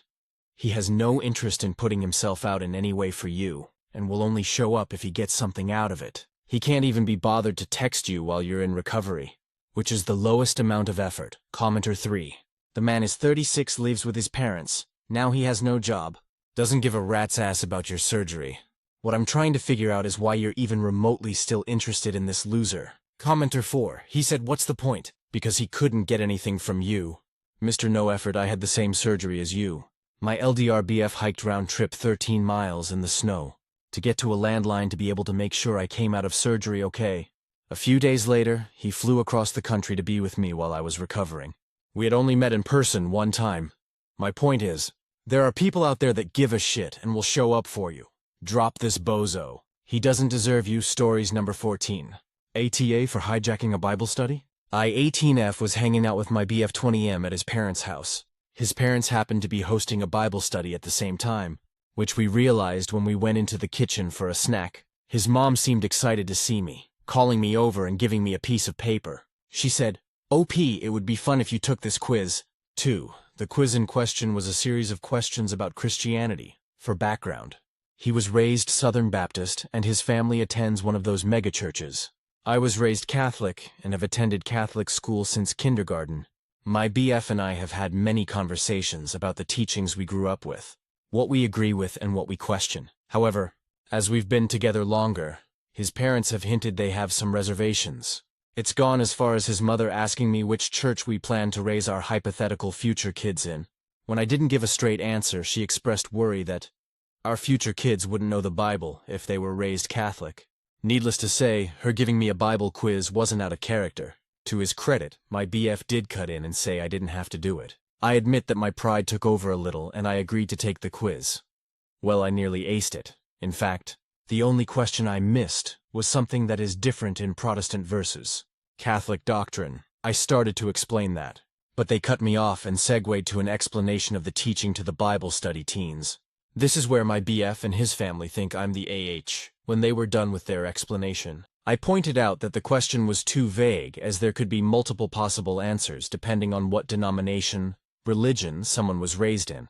My answer was based on my beliefs. One of the Bible study kids asked me if I could explain my answer. I gave a short and sweet explanation, but they had follow-up questions. I was very careful to keep answers as factual and neutral as possible. His parents tried to interject some of my answers with common misconceptions, which I corrected as gently as possible, TBH. If it weren't for my BF's parents shooting daggers my way the whole time, I'd say it was a very nice conversation.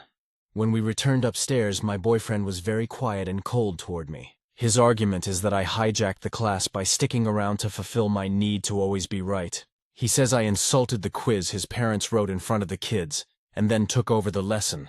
I argued that they were the ones to insert me into their lesson in the first place, and the kids asking questions was the only reason I yapped for that long.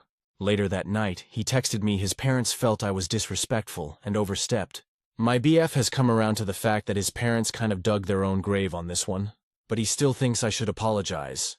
Comments. Commenter 1, NTA. But I would rethink this relationship. Is this how you want to spend the next few decades of your life? Will your boyfriend start to stand up for you? Will he always defer to his parents? Think about the drama that might occur surrounding where you get married, where, if you go to church, how you raise your kids, etc. Commenter 2 NTA. They were hoisted by their own petard.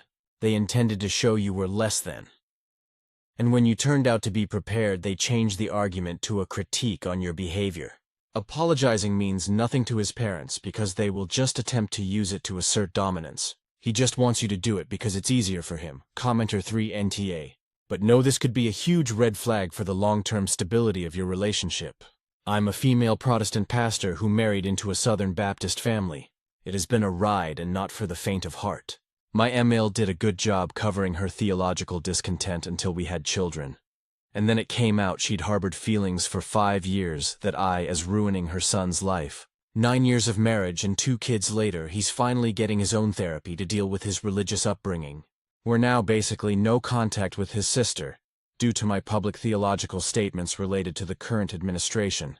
If a simple Bible study that you engaged with calmly and in good faith caused this big of a kerfuffle, the differences in your underlying theological worldview will likely to only get harder to manage.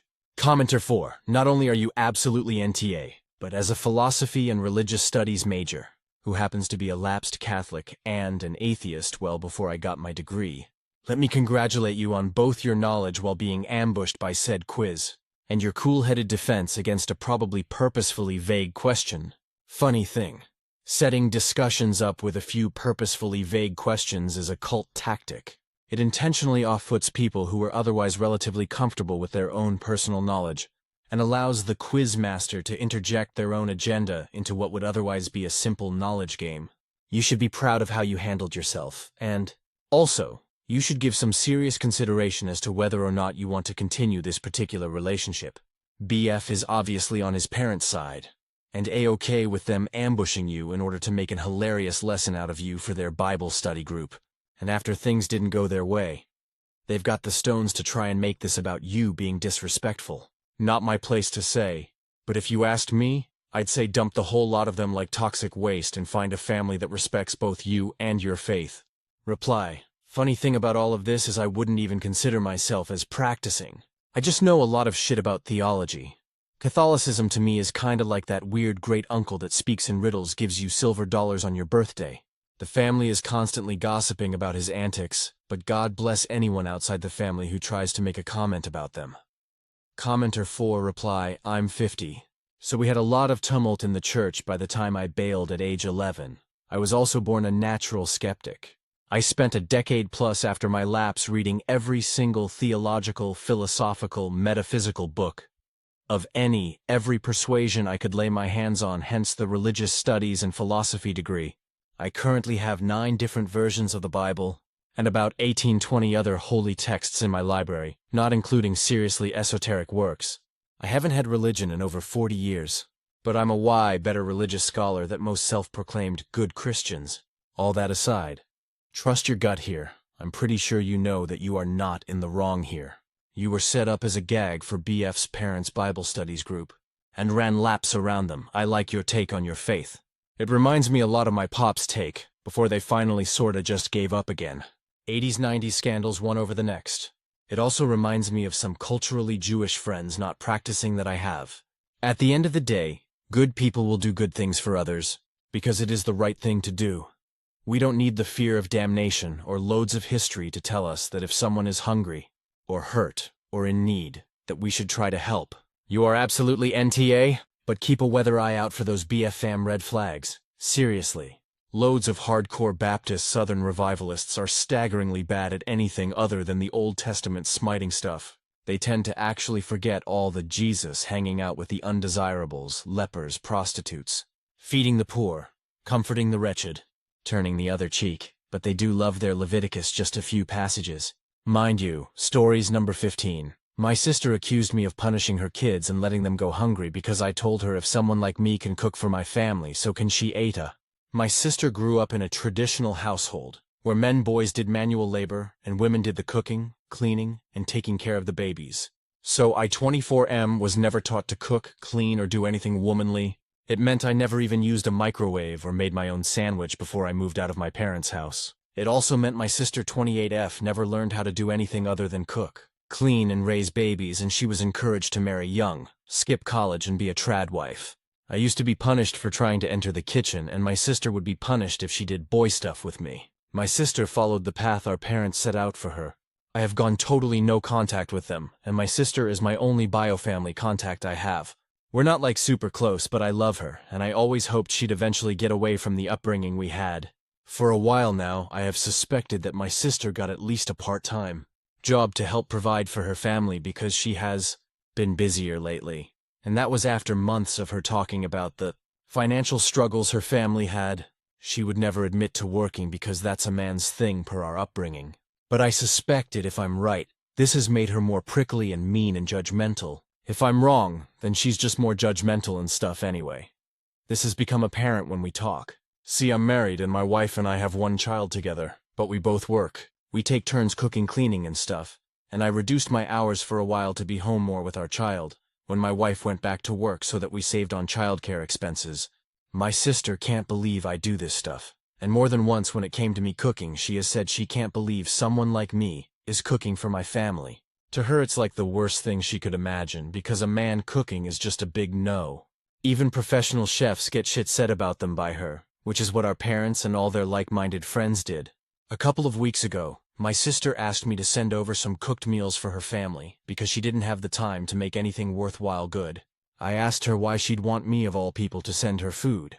She said she's seen the stuff I make and she wants that for her kids, that she still can't believe someone like me is cooking that. But since I do, I could help her out.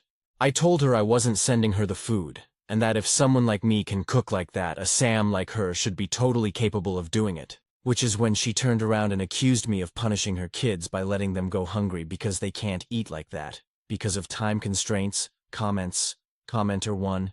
XD, your sister sounds like a trained tool, NTA. You don't owe it to her to cook for her and her kids if she won't even try for herself and her kids. Commenter 2, NTA. If a man cooking is just a big no to your sister, then by her own logic she shouldn't even be asking you for food. Why doesn't she ask your mother for food? Since, you know, men shouldn't be cooking at all. And she still can't believe someone like me is cooking. Reply, I have wondered that. But I would guess she is trying to hide the fact she's working. Assuming she is, but that's my best guess for her being busy. Commenter 3. Wait, she actually said you would be punishing her kids by letting her kids go hungry. She actually implied that she'd let her kids go hungry if you don't cook meals for them because she's incapable of making meals for them? Does she even comprehend that she has stated that she will neglect her kids unless you do this for her? Look, I get that she may be stressed by carrying the full load of a traditional housewife, but that isn't your burden to help her carry. It belongs to the man she married, but here's the thing. She doesn't get to crap all over the choices you've made for your marriage and life, and then expect that you'll happily exercise those choices on her behalf. Finding the balance and providing for their kids is a her and her husband problem, NTA. It'd be one thing if they were experiencing a temporary crisis that necessitated a short-term solution. It's another thing entirely to ask because she can't be bothered to do it herself. Commenter 4, NTA. Man, did your parents really do a number on her, yikes. Good for you, OP, on unlearning that misogynistic traditionalist crap. Your sister unfortunately needs a reality check. I feel bad for her kids. Reply, it's very much generational. My parents were taught that shit by their parents. They were taught by theirs, and our parents taught it to us. Only I never really agreed with it. Which is funny because I wasn't in the environment to learn better. I just never saw what the big deal was with me being inside a kitchen, or me and my sister playing together. Stories number 16.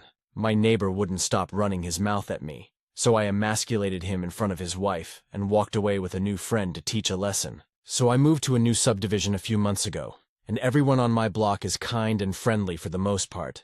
Last month, a couple moved into the house directly beside me.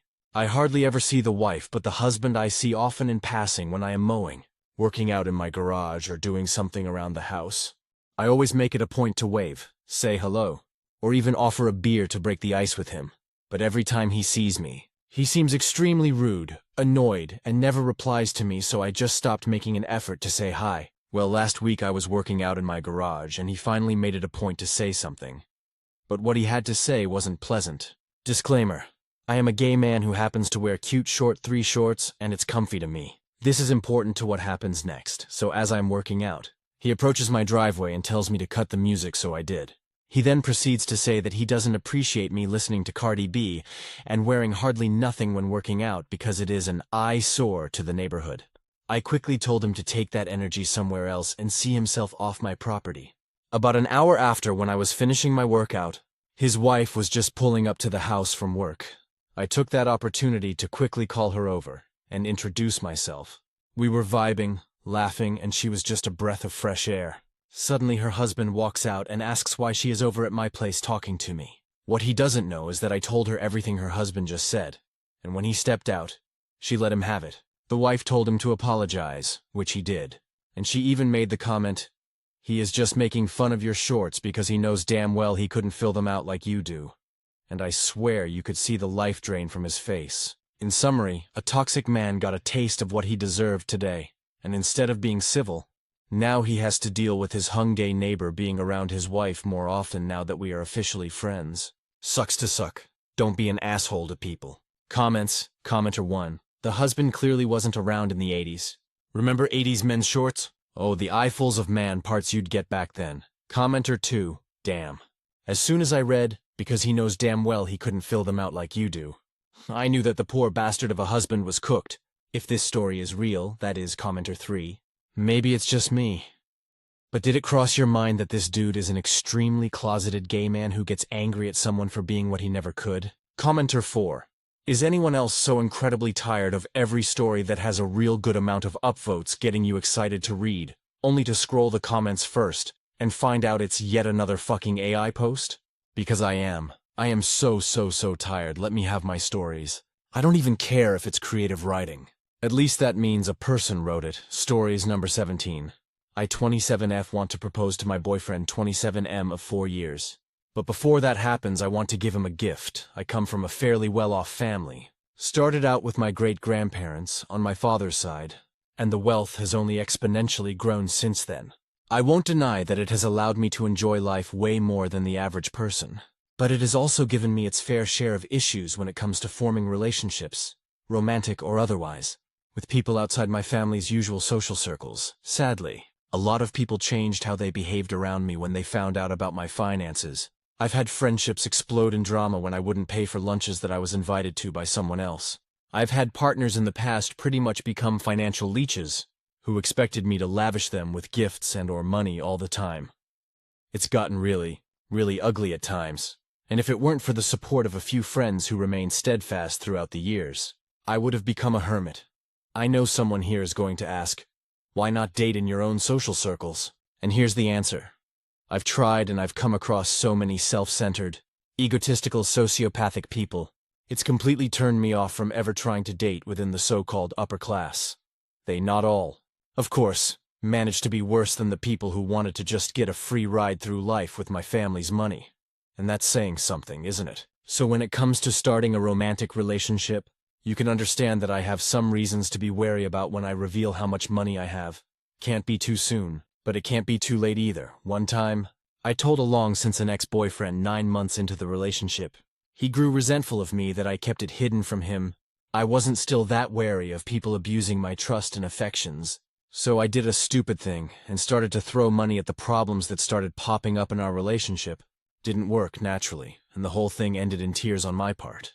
Another time I told the guy 3 months in, and at first things were good and well. But he started changing over the following months, until I couldn't stand to be around him while he passively-aggressively kept on implying how my money should be spent. I didn't even mind spending money when it was actually something for the two of us. But when your boyfriend starts bringing up how his PC is outdated, or how his graphics card died, but how he didn't have enough cash for a new one, you get the gist of it. And it wasn't mentioned just once and then dropped. Oh no, he brought up stuff like that all the time. The worst part? I would have bought him a whole new PC, top of the line and everything, on my own. If he hadn't tried wheedling it out of me, the money means nothing to me. But the way he behaved, how he tried to push me into buying him shit, I just couldn't do that. Sorry, I know. I babble like crazy when I'm nervous, and this is the case when I write too. Peter, that's my boyfriend's name, is different than all of the people I've dated in my life. I told him 6 months into the relationship. I didn't set a timeline for this. I didn't have some schedule to go by, I just went by heart. We met 4 years ago, in a hobby workshop. Not exactly the place where I'd expect to meet someone I'd date. Previous relationships made me a cynic, to say the least. So it took 5 months of us being friendly with each other in the workshop before I admitted to myself that I wanted to have a go and try to have something more than pleasant conversations with Peter. Parents and siblings warned me, yet again, about dating below our status. But I stopped listening to that ages ago. Some people are just plain assholes. Regardless how much money they have, Peter is. He's amazing. I honestly can't think of another word to describe him. When I disclosed my financial status, he reacted pretty well to that, and quickly figured out my reason for being so cautious about revealing it to him. We stayed in that night, made dinner together, and just, well, if I ever had any doubts about our relationship, they're long gone now. Money issues, i.e. the usual stuff that happened in my other relationships, never popped up once. He never expected anything of me to pay for something that he wanted. He never expected or demanded anything ostentatious or expensive as gifts. For our first-year anniversary, I made him a wood carving of his favorite book's cover, and he loved it. We both share the belief that gifts like that are more significant than just buying up something random. Granted, he doesn't do wood carvings, but still, I treasure every one of his gifts. Bottom line is, it's a relationship of equals for all that there is a difference in our finances. I mean, I love him. I love Peter more than I thought I could love anyone. But the fact of the matter is that he works a regular job. He's not going to pull in 6 figures, and he's not interested in pursuing that. I'm fine with that. I got more than enough money for the both of us if there's ever need of it. Even my parents and sisters like him. I know, they were just looking out for me. They didn't want to see me get hurt and used by someone again, so I don't hold their initial apprehensiveness against them. At one point, when they brought up prenups, I was terrified. I mean, springing this kind of thing back when we were only 2 years together? I'm surprised he didn't just excuse himself and leave. But no, he stayed there, talked sensibly and reasonably with my folks, and said that he could understand how a prenup made sense for someone like me and my family. We're at a point in our lives when I know I want to marry Peter. I want him to be my husband, now and always. I want his babies. I want it all. But I also want to do something for him. Peter has a lot of passion for learning foreign languages. He has a real talent for it, I dare say. He loves nothing better than meeting folks from other countries and talking with them in their own language, if he knows it already, or asking questions about learning it, if he doesn't. I want to state this clearly before someone gets funny ideas about it. Peter has never, literally never, brought up the subject of going to a university, or some kind of course or anything of the sort during our relationship. He has mentioned once, and this was back when we were still just friendly and he had no idea about my family's finances, that he'd have liked to have enrolled in a university when he was younger, and then just immersed himself in learning a specific language. I feel like I should point out that Peter is self-taught. He's never gone to a language course in his life, or studied it properly, and every single language that he does know how to talk in fluently, if at times clumsily, has been learned in his own free time, either through what could find on the internet, or with various people that lived abroad that he corresponded and met throughout his life. Now, him going to a university has never happened because he never wanted to burden his parents with scholarship fees, and ultimately, he knew this is in his own words. Just to be clear that he wouldn't really be able to justify spending 4 years, or more, on studying something that couldn't help him with getting a better job in the future. It was a pipe dream for him. So, barring that one time more than 4 years back, he has never brought up the subject. I want to propose to him. I want to be his wife.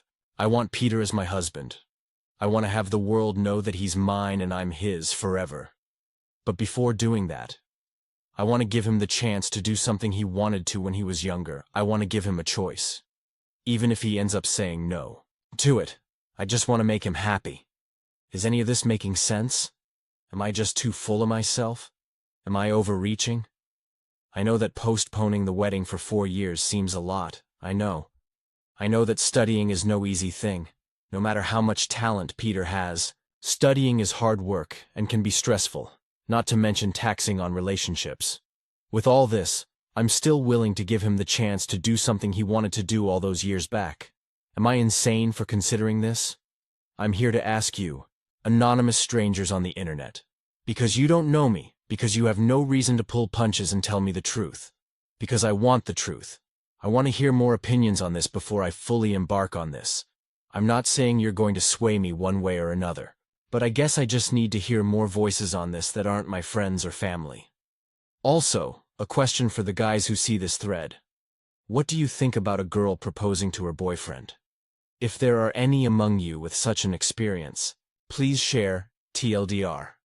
I'm a rich girl who dated poorly for many, many years, but eventually found someone decent who has proven to herself time and time again that he doesn't give a damn about my money, that he wouldn't mind signing a prenup if it comes to that, and I'm now at the point where I want to propose to him and marry him. But before doing that, I want to give him the choice of studying for 4 years at a university and pay for the tuition fee myself so that he could study something he loves. Am I crazy to gamble with what has been a perfect relationship thus far in our 4 years together? Replies from Oop. I don't know what kind of a guy Peter is. He's one of the most decent people I have met in my life. He's compassionate and kind. Him and his family never really gave much thought to how much money I have or not. And so long as we're happy, this difference never mattered to them. He makes me feel genuinely loved and cared for, and he makes me feel so alive too. Is he sensitive about your money? Sensitive about my money in what way? You mean, if I use it to pay for something for the two of us? I'm not much of a spender, I'll admit as much. And when we went on a mountain trip last year, Peter insisted we split the costs of the tickets and the stay, rather than just me pay for the whole of it. And even there, we shared expenses equally. To be honest, we never put much thought in it. It's not like either of us are big spenders, as to how he would react to me giving him this much money, and it is quite a lot. I'm not certain how he would react. It's not a small amount, not by any measure. But I could easily give it to him as a gift. And I think that with it being in the form of a gift, rather than giving him the money itself, he would take to it more openly. I would say, actually, you talk to your sister and parents about it, since they like him and have a good impression. We have talked, quite extensively. Both my siblings and parents have said that the ultimate decision is up to me. But their opinion on Peter and how he's handled our difference in material wealth is very positive. They don't look down on him or think he's out to use me or anything of the sort. And yeah, I was going to ask him, Like I said in the OP, I'm fully prepared to hear him tell me he doesn't want it and that he's fine without it. But still, there's something about this whole thing making me very anxious. I guess it's because I never really used my money in this way in my whole life so far. Well, if he'd prefer to go to a language course, then I'd give him that as gift instead of this.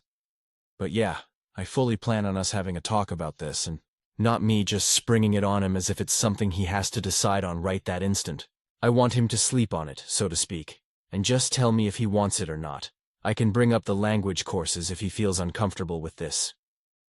We've always communicated well, and I think that's what kept our relationship so free of problems along the way. I mean, whenever there was something bugging one of us, we'd bring it out in the open and just talk with each other. Still, I want to thank you for bringing this up. I understand this can be very overwhelming, just proverbially dumping this sort of thing in someone's lap. And I want to thank you for being so concerned for Peter's sake. Commenter 1. I would consider proposing first. I would worry that offering to pay for college and then proposing would come off as, you would be a great husband if you just got a degree. Make sure he knows you want him first. Then offer so he doesn't feel pressure to accept the college offer if he doesn't want it as a condition of the proposal. Reply. That's what I've planned. I know the chances of him thinking something like that are very minuscule, but I don't want him to have any doubts whatsoever. Whether he has a degree or not, it doesn't matter to me. And if he doesn't know that by now, I'll tell him as much. Would this be a full-time course? That depends entirely on him. I would support him whatever kind of studying he chose, because studying and working full-time could put a huge strain on the relationship if he's not willing to take money outside of tuition fees. In that regard, his place of employment is run by some friends of his family, and they'd been perfectly understanding in the past when he had to start working only half of the allotted time due to some illness in the family. And yeah, I know this is nowhere the same. But again, they're all friends with each other, and his work hours could be easily cut down to something manageable. But I would gauge his interest first, and then go from there. Yep, that's the game plan here. Ultimately, me worrying might be for nothing in the end if he just says he's perfectly fine without going for an official degree. Commenter 2. That sounds like a nice gift, but sending your BF to school for 4 years might seem like it's gonna change his lifestyle, etc. What happens after 4 years? Will he be fully relying on you? You won't know. Reply. Fully relying on me for income? No. Why would he? He never expects anything of the sort when it comes to money. That's one of the things that I love about him. Not to mention, he actually loves his job and gets paid an above-average paycheck for it, and I'd certainly never ask him to quit if he didn't want to. Commenter 3, please forgive me for asking the obvious. Why hasn't he asked you to marry him yet? Reply, I wasn't aware there was any kind of specific timeline we had to go by here. I mean, sure, there's people who marry 1 or 2 or 3 years after being together, but there's no real rush here. And as to why he didn't ask me to marry him yet, I'm afraid I can't say as I'm no mind reader. Why do you ask, though? What does it matter who proposes? Update. I 27F want to propose to my boyfriend 27M. But before that happens, I want to give him something. First off, my thanks to all those lovely people that replied to my original thread. I never expected so many comments for my fairly insignificant issue. Anyway, I went ahead and did it. Monday evening. It was just the two of us at my place. Pretty much like any other night when he slept over. Except when I accidentally had my phone slip from my hand and got off the couch to get it so that I could get on one knee and propose to Peter. He was at a loss for words. Then he started laughing. Then he left the room for a second while I was looking confused, still on one knee and with the ring in my hand. When he came back, he got down on the floor with me and asked me the same thing, with a ring in his hand. I don't doubt we looked very silly when we both started laughing. Then we tried to put the rings on each other's fingers at the same time, which led to some more silly shit. But all in all, it was great. Apparently, he'd been carrying the ring with him for the past 5 months. He wanted to originally propose for New Year's Eve, but didn't manage to get the ring in time. So he waited for another shot at it. The rest of the evening went perfect. Yeah, we had to throw out the food left on the table in the morning. But hey, the night before was totally worth it. I waited until Wednesday, so we could both get out the news to our families and friends that we were now officially engaged to be married. Before I hit him up with my gift, we talked a lot on it, and eventually he asked me to for a few days to process it, as it was a fairly big deal to answer to in the moment. I made sure that he knew that I didn't give a damn about whether he got the degree or not. And if he wanted, I could give him a full language course as an alternative gift, or even for us to travel and stay abroad for several months so he could immerse himself in another language completely. We were spending the night over at his place yesterday, and he gave me his answer regarding the gift. While he was really appreciative to the lengths I'd go to help him fulfill one of his dreams from his youth, he said that ultimately it was just something of a passing fancy back then, and even now, with all the expenses paid for, he didn't really want it or need it. One of the primary reasons why he didn't want to go and officially study at a university is that he thought that would probably prove taxing on our relationship, and he didn't want that. Studying another language is all neat and good, but not at the expense of the life we've built together or the life we would have in the future. The language course idea was also neat, he said, but in the end he thinks it would be more enjoyable for the both of us if we took that extended trip abroad. That said, I don't think we'll be doing all that much for learning the language. Mind you, won't bother me none. So that's it then, folks. No 4 years of studying, no delays on the wedding. Come this winter, Peter will be my husband and I'll be his wife. God, my head's still up in the clouds, and there's a part of me that can't really believe this is happening. I've never been happier. To all the galls and fellas from the previous thread, again, my thanks TLDR. I proposed. He proposed back. We both said yes. He declined my offer of fully paid tuition fees for studying at university and the language course idea, and said he would much rather spend time with me abroad. Just the two of us, getting married in winter. So we're going to combine the honeymoon with the trip. Relevant comments. Commenter 1. This is a romantic movie in real life. I was giggling when he came out with his ring. I love this. Commenter 2. This is the best proposal story I've ever heard. As a hopeless romantic that has been through some tough times, this made me tear up a bit. I hope you two have a long and happy marriage. Commenter 3. Now this is what I like to see. You're brave and supportive, and I'm happy to see that you're about to start a life together with someone who is crazy about you. What a fantastic update. I think this is what many of us subscribe, comment, and post for, so thank you. Stories number 18. Coworker attempted to film female coworker in restroom at party. Last night I went to a house party with the crew that I work with. We're in the US Navy stationed in SC. I recently came back to crew after a few months away in a different department at the command we are all attached to. The party was attended by about 12 men and 1 woman, ages ranging from low 20s to upwards of 32 myself. We played beer pong and pool. She eventually left a few hours into the party. After she left, the host, who I do not know very well because he recently reported to the command, started talking about how much he wants to fuck her. That's fine, and I don't judge him for wanting to get laid. The problem is that a few minutes later, he checks his phone and is pissed that the camera he had set up in the restroom was turned around. Apparently, he had set it up in there in hopes to get video of her with her pants down. One other partygoer, a friend I've known for several years, had seen it and turned it around so it wouldn't face him. It was just chance that he saw it first before our female co-worker used the restroom. The host is pissed that his plan failed at this point. I'm kicking myself for not saying anything at the time. I personally think it's sick and twisted for him to do this. All other guys acted neutral. They neither egged him on nor voiced their disapproval. I left soon after this occurred. The entire day I've been racked with indecision. I don't know the best way to proceed. The way I see it, my choices are: do nothing unacceptable, Mo. He's bound to do this again. Tell the victim directly. This warns her of his nature, and she can file a report if she chooses to. Make an anonymous tip. File a formal report. I know that anything I do will probably affect me in some way. There were only so many people at the party. I'm relatively new and don't know most of them very well. That is not to say it will stop me from doing the right thing. I don't want her to get hurt, and I don't want him to continue his sick practices. I fully realize that I and many others at the party were likely victims of voyeurism sexual assault. As well, I know I went to the restroom before my friend did, so I most likely was picked up on video. That is a path possibly worth pursuing. But I am more concerned about the female coworker, TLDR. Went to party with coworkers. Host put camera in restroom to record female we work with. Camera was turned around by another guy. Plan failed. Host was pissed. Not sure how to continue. Relevant comments. Commenter 1. You already know full well that the correct thing to do here is to report it. If for no other reason than if you do not, and someone else does, you will be held accountable under the UCMJ. Go to your command, your chief, your CMEO, or your savvy, and go before someone else does and you go down too. Reply, in a perfect world, I'd go to my chief and trust it would be handled appropriately.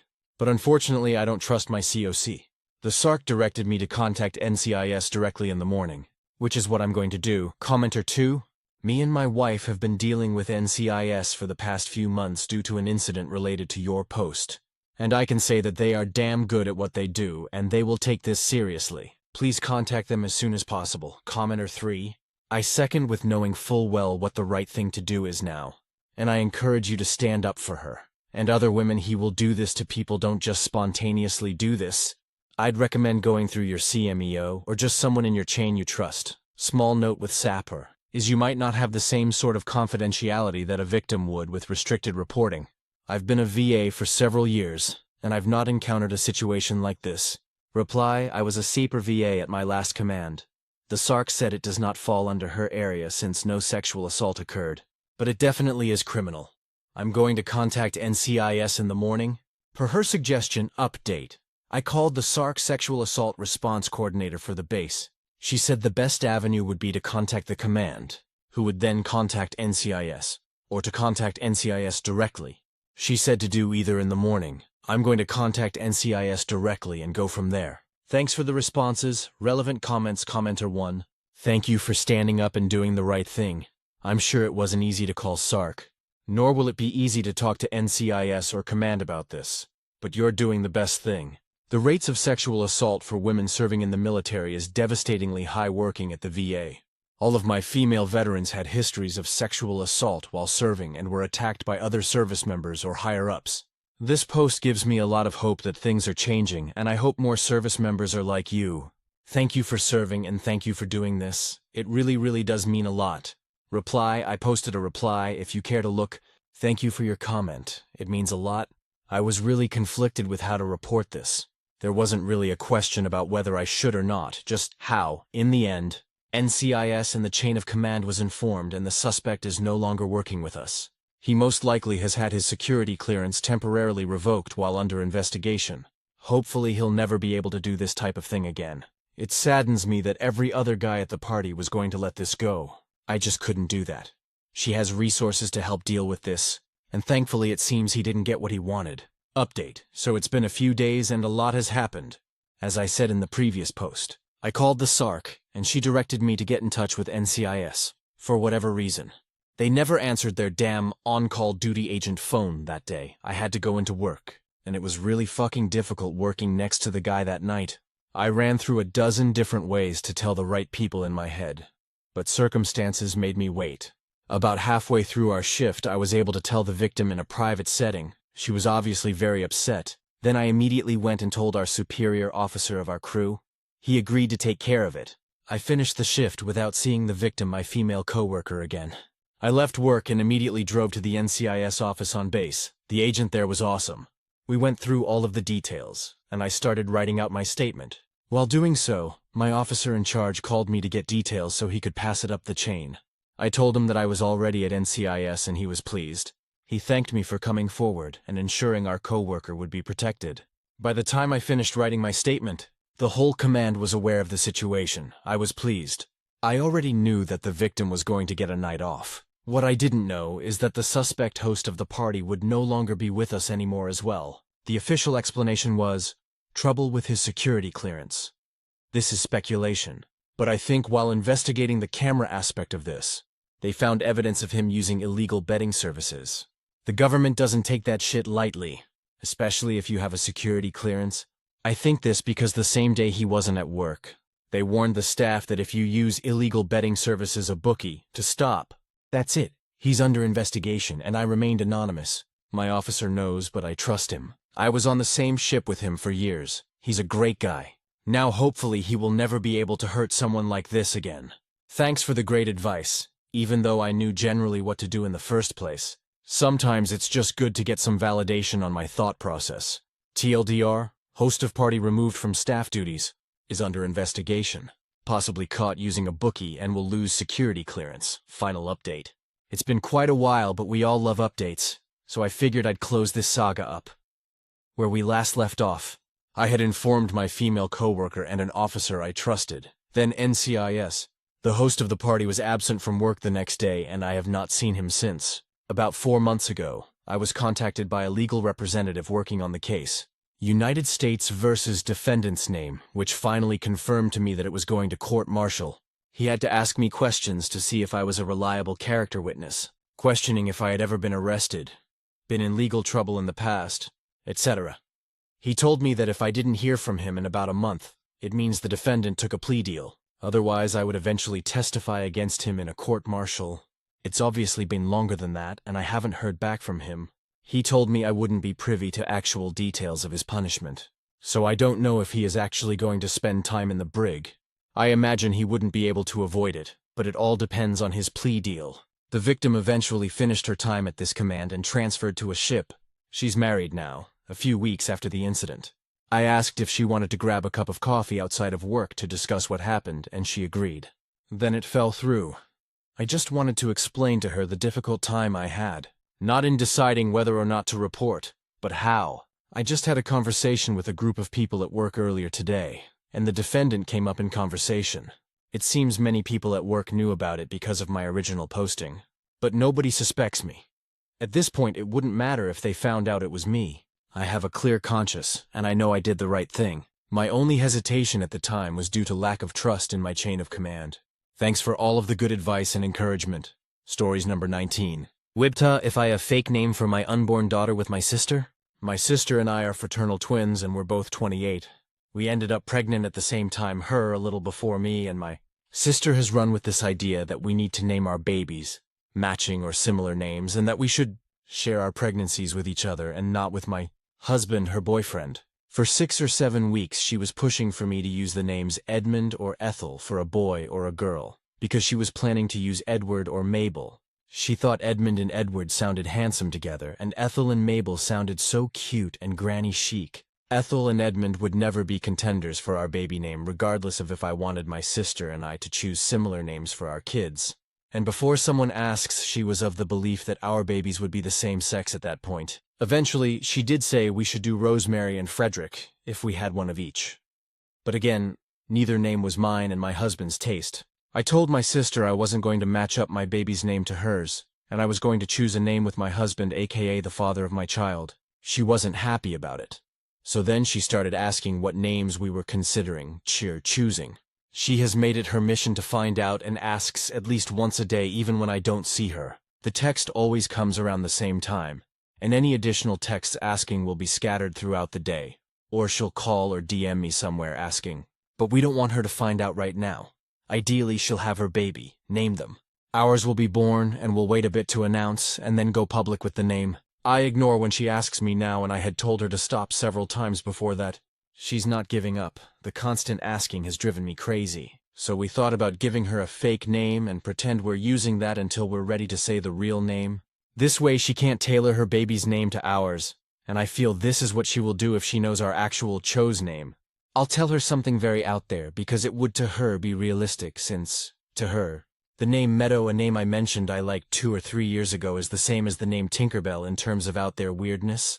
So I figure I could go pretty out there in the fake name, and she'll believe it, and then she can think that's the name, until both babies are here and named officially. Would that make me ta, though? Comments. Commenter 1. I would say, sis, if you don't stop asking, I'm just gonna give you a random fake name. Make sure to tell her this in front of witnesses. When she asks, give her a ridiculous but random name. When she asks if you're lying, say yes and give her another random but more ridiculous name. And just keep giving her ridiculous random names, sis. What name have you picked? OP, Kim Possible, and Ron Stoppable. Follow up with Slick Rick, Mighty Joe Young, Columbo, Kojak, Starsky and Hutch, Johnny Fingers, Homer, Krusty Clown. The more ridiculous, the better. She'll either give up or have a meltdown or both. Either way, she will eventually give up asking, as she will never be able to get a serious answer from you. Commenter 2. I wonder if her partner is not really a partner. More of a boyfriend and baby daddy. And she knows he's not there for her in the way your husband is for you. So she is looking to you to provide that pregnancy, birthing, babies, etc. Long-term partnership other half. But it's not your job to be that. She needs to separate, individuate, become more self-reliant, and be accountable for her life choices. If she does that, maybe at some point she'll have the partner she wants. Meantime, she's starting to come between you and your husband in the pecking order, and it's not okay. Your relationship with your husband comes first, as does his part in choosing names for his and your child. And looking to the future of his and your own little family, maybe confide in a parent or relative and see if they can give her extra support with her pregnancy experience. You need to set and maintain boundaries with your sister, and other posters have given good ideas about ways to do that. Good luck to you and your husband creating your own little family, and enjoying the experience of preparing for, making choices and decisions about your first child together, just the two of you. Commenter 3. I don't think you're wrong if you did that, but it will most likely cause more problems down the line. Again, not your fault at all. If I were you, though, I'd put my foot down. You've already told her, but a bit meaner and clearer this time. Tell her you love her and appreciate her wanting to be close in your journey, but it is a private, intimate thing you are sharing with your husband.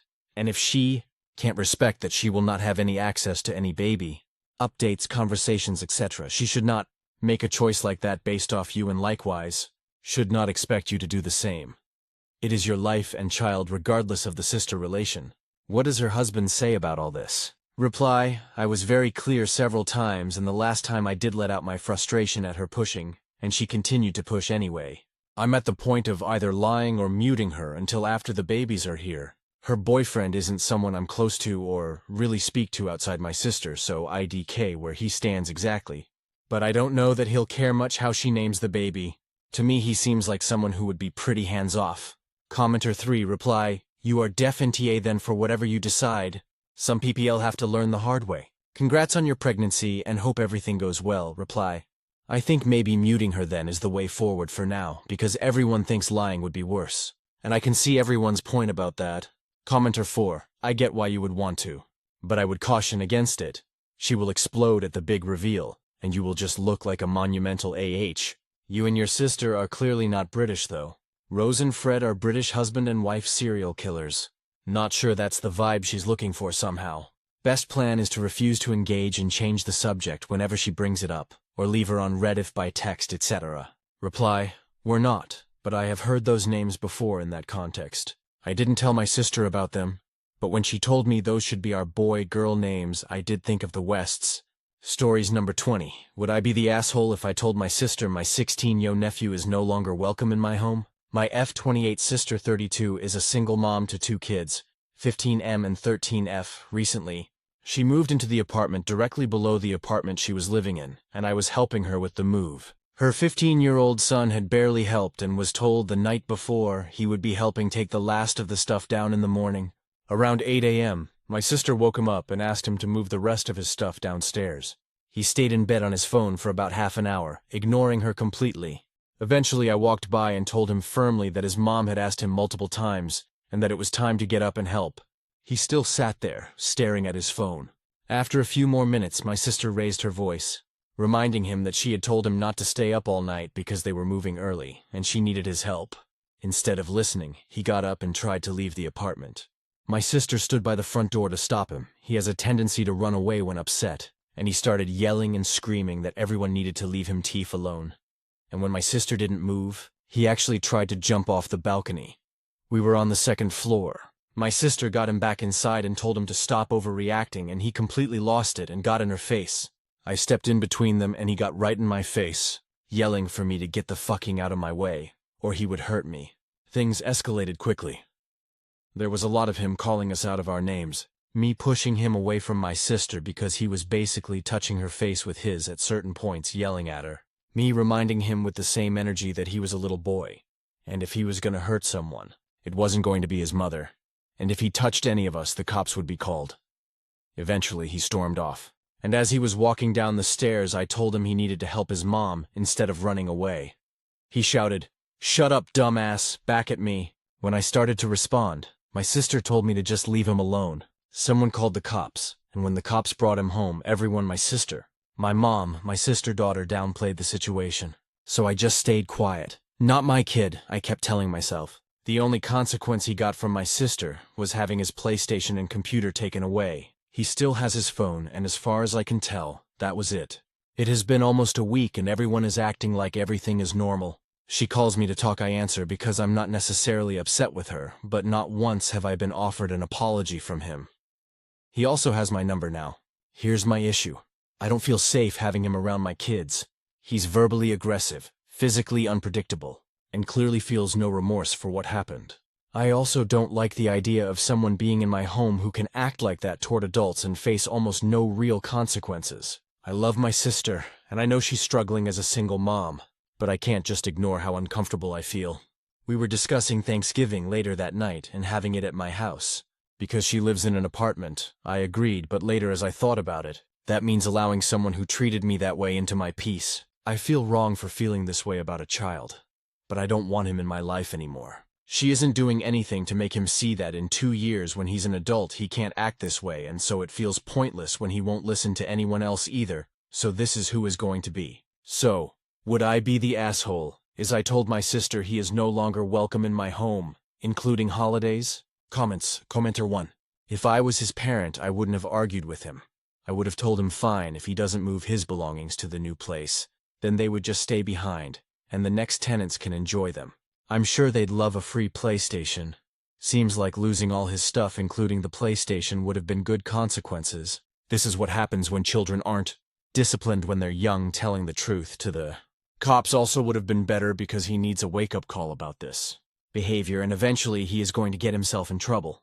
Also, no, you are not wrong for not wanting him around after he threatened violence. You also don't want him being a bad influence to your kids either. Reply.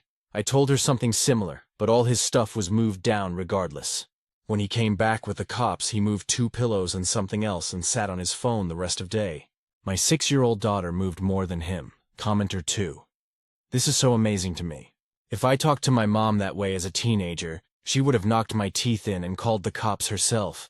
Your sister is teaching him that by yelling and threatening people, he gets what he wants, and now unfortunately he's too old to be taught differently. He's not your kid, but you don't have to tolerate his abuse, especially in your own home. Tell your sister that. Make sure she knows that it is both his actions and her refusal to do anything about it that have led to this point. Be ready to not have a relationship with your sister anymore.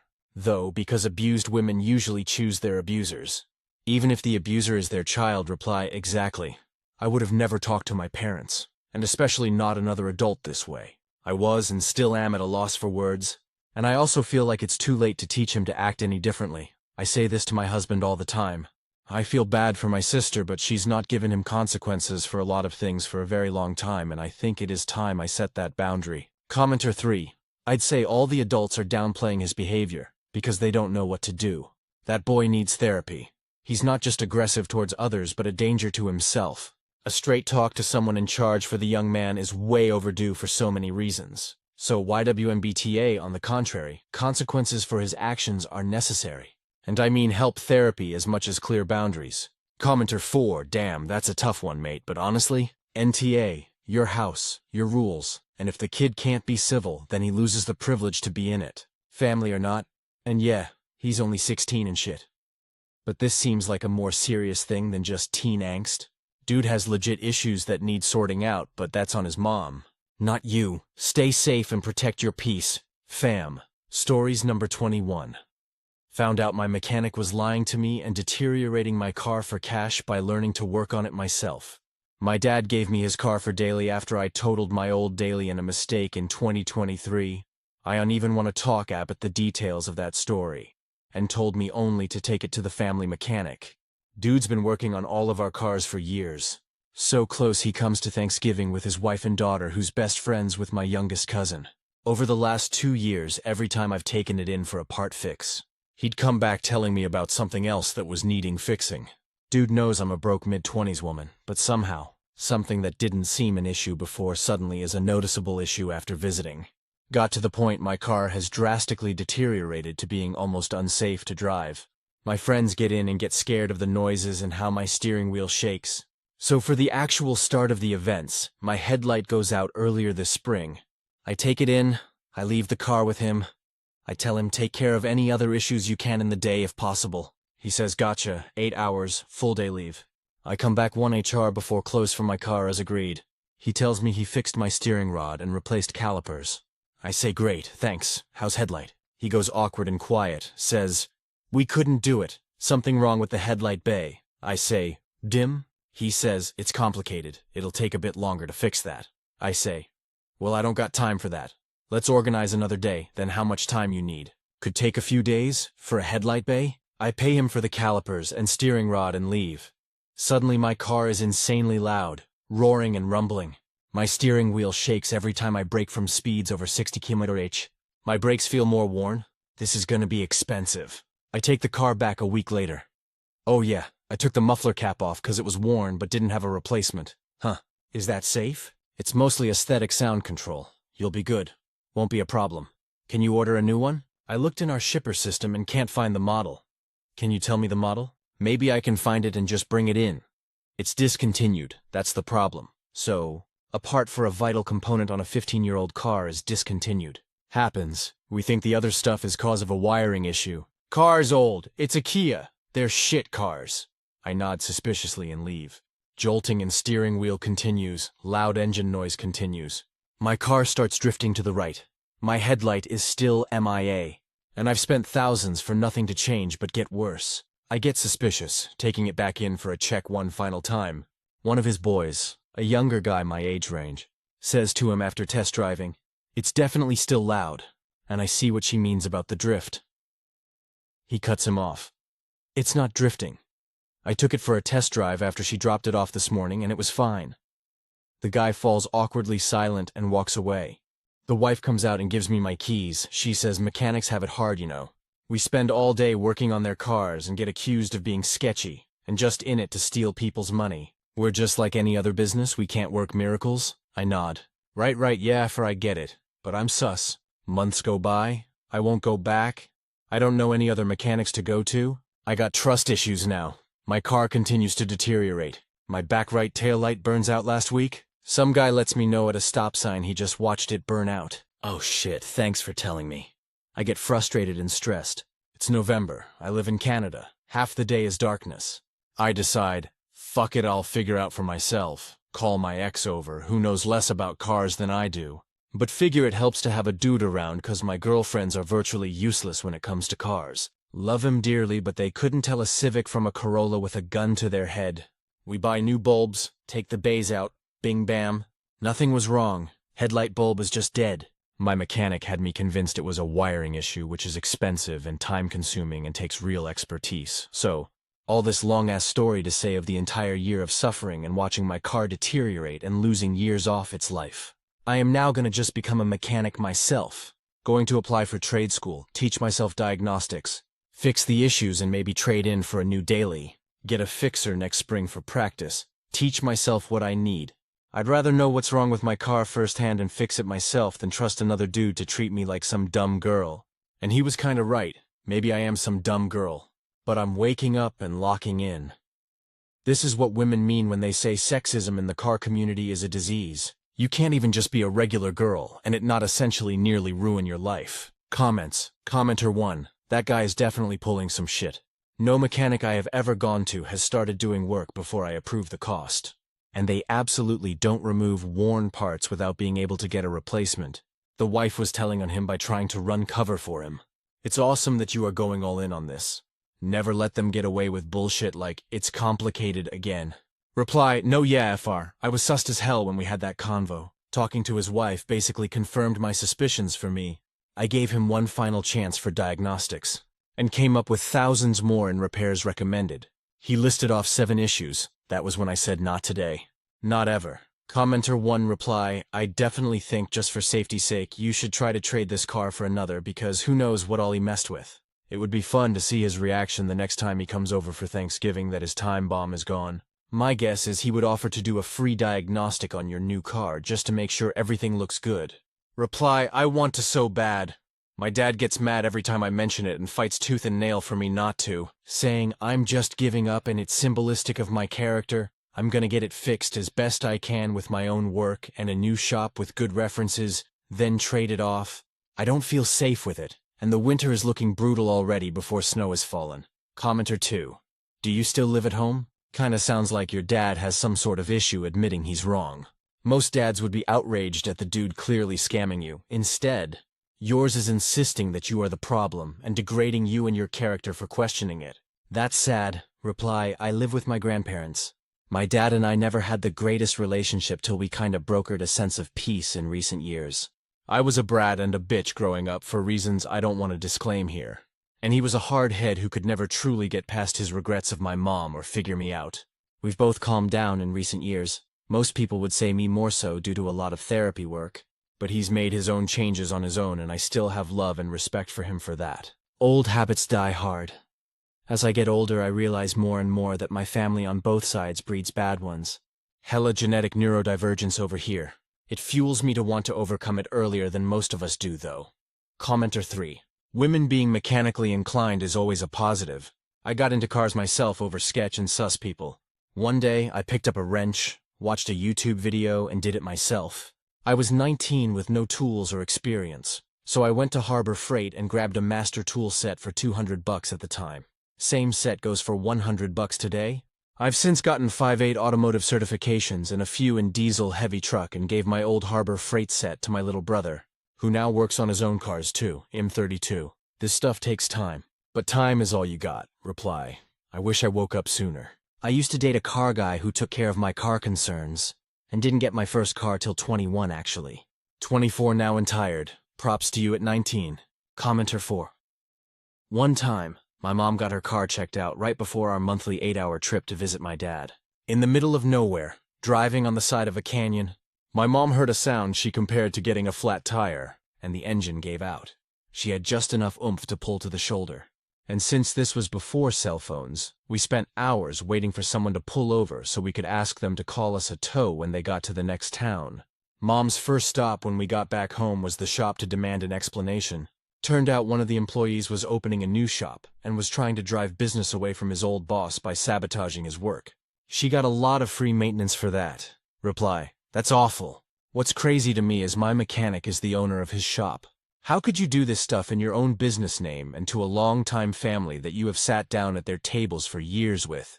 He's best friends with my uncle. What's worse is I know that even when I inevitably drop the ball next, Thanksgiving, he's lucky I was sick this one.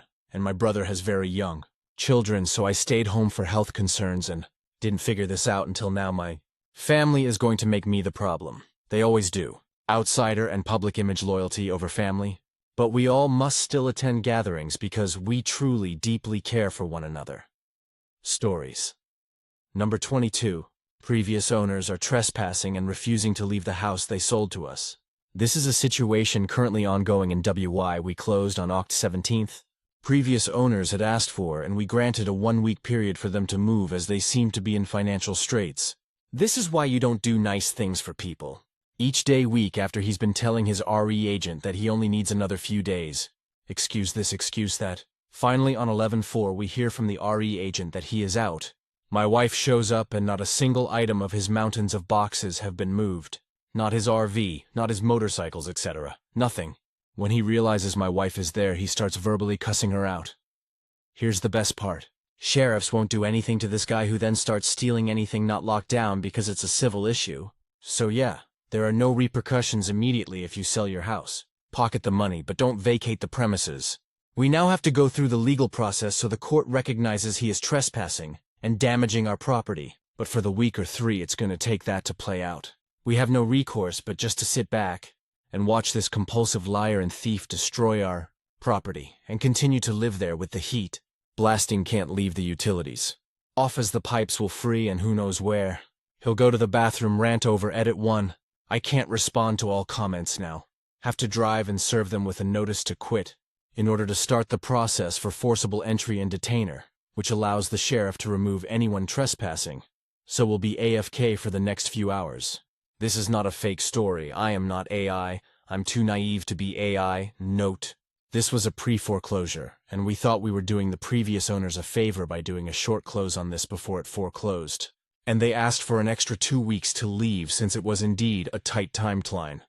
Also note, we've heard that in a pre-foreclosure Noon is allowed to be on the property.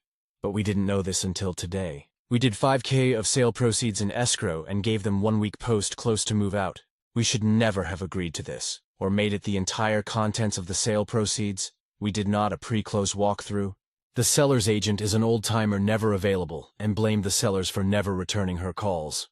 So there were no final steps pre-close to protect us. I'm sure there are other errors we made. We went through this because we talked them down to a really good price, 20% under market value, so thought the good deal would be worth any hassle. And that's probably stories number 23, verbally abusive boss. I recently left a large internet company to join a well-established, yet small creative agency. The company's philosophy of listening and constantly learning really connected with me. And the team was very passionate about doing good work for a great set of clients. The issue here is the level of verbal abuse that I have since found out is a feature of the work environment. The cool radio station playing in the background wasn't because the office was hip. It was to cover up the screaming coming from the executive office, for even the smallest offenses. Late 10 minutes? Well, you are going to get yelled at for a half hour and have every other fault or perceived flaw flung at you, along with a litany of questioning of your professionalism and dedication. Didn't convey the exact message that the founder force fed you before a client meeting? Well, that is good for at least an hour. I have tried everything from being calm and reasonable, to trying to get a work in edgewise, to confronting him and telling him behavior is unprofessional and damaging, to just flat out ending the conversation and walking out, unfortunately, because I am not willing to sit through these tirades with my hands folded and head down like all of the other executive team.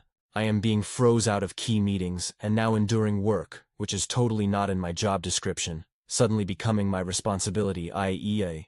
I am a producer and suddenly I am being told that site QA, customer research and architecture work is also part of my duties. I am a senior-level person with over 10 years of experience, and have not had the experience of working for someone who only knows how to express themselves by yelling. I just started this job and really would like to get a year in before going, but this is taking a toll on my health, and I dread stepping foot in this place. There were also a whole host of things that they flat out lied about during the interview process. No 401k, no flexible hours. Team is widely dispersed and I would have never taken this role if I had known.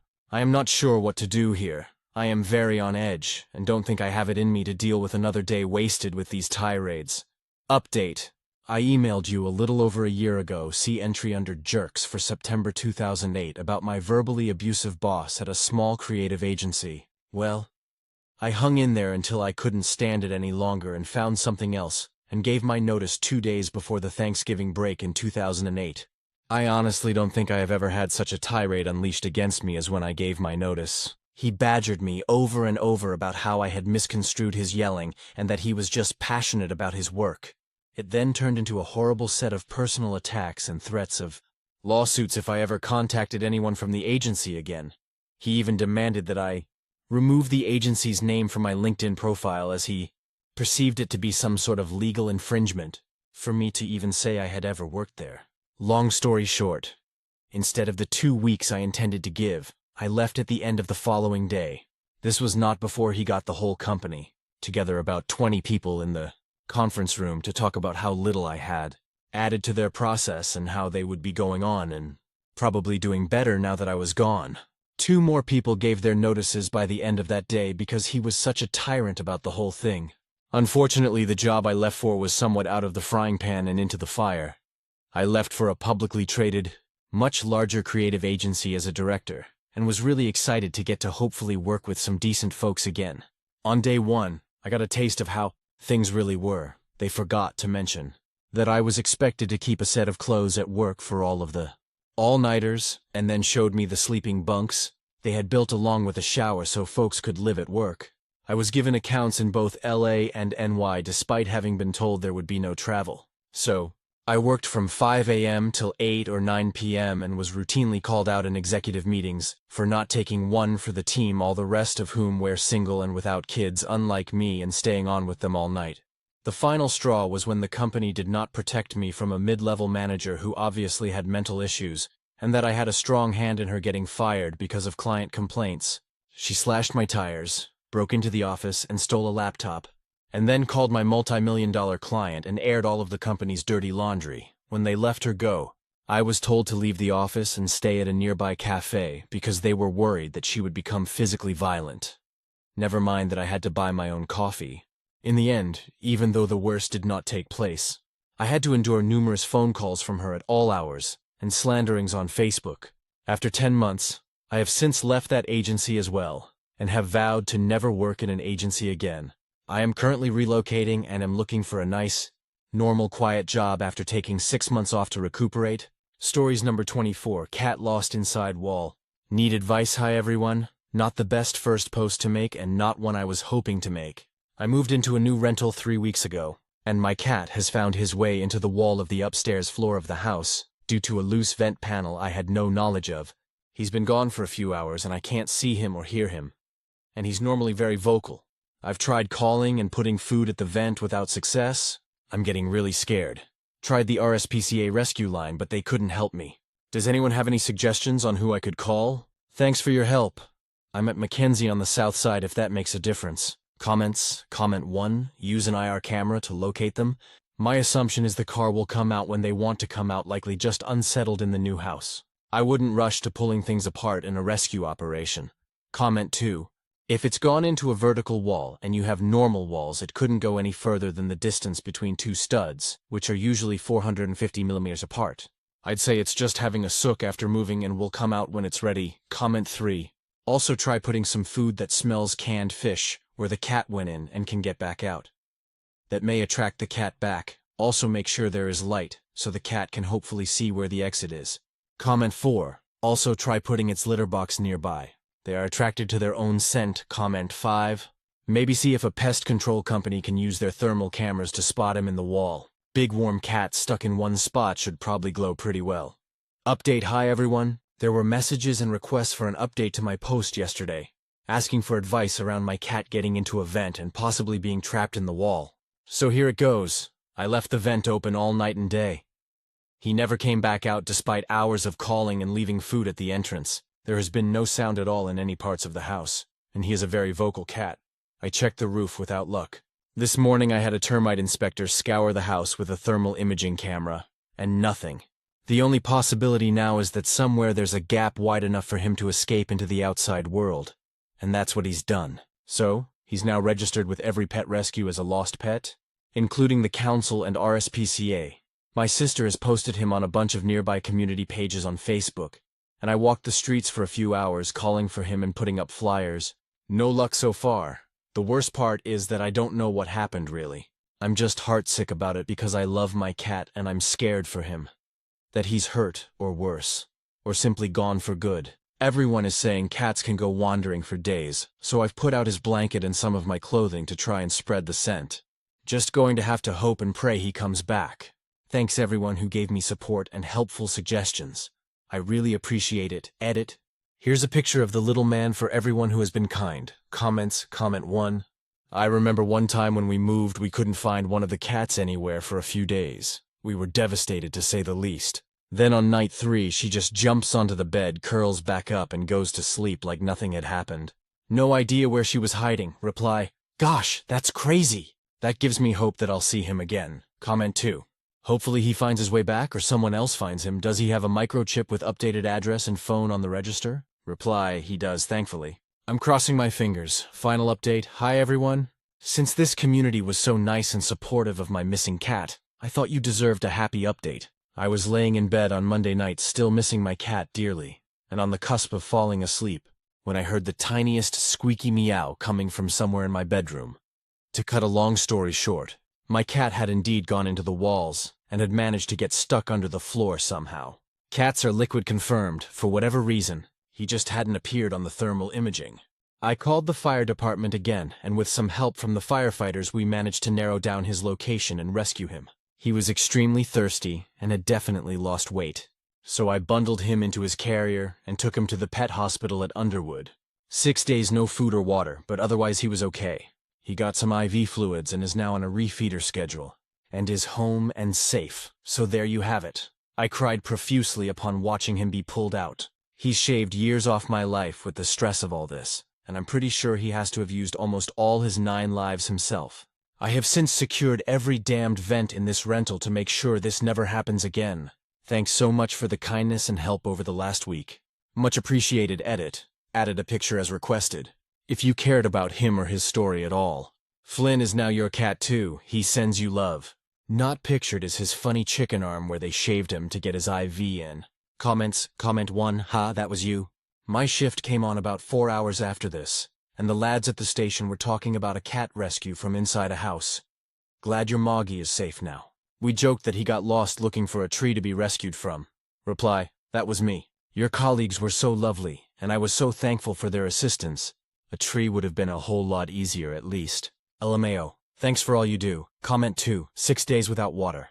What the fuck, how did he live? Reply, I have literally no idea, but I am extremely grateful for whatever it was that kept him going. Comment 3, oh my god, I am so happy to read this update. My heart sank when I read your first post as we lost a cat this way. He got trapped, and we never were able to get him out. It was horrifying for 9-year-old me. I can't tell you how happy for you I am. Comment 4. I've been following your story since this started, so relieved you got your boy back. Every day I checked and there was no update. I was so disappointed for you and him. Made me do a security check around my house for my cat. Glad it was a positive update and he's well. Stories number 25. Aita for changing the Wi-Fi password after I found out my roommate has been selling access to our neighbors. I 26F rent a 3-bedroom apartment in Springfield with 2 roommates.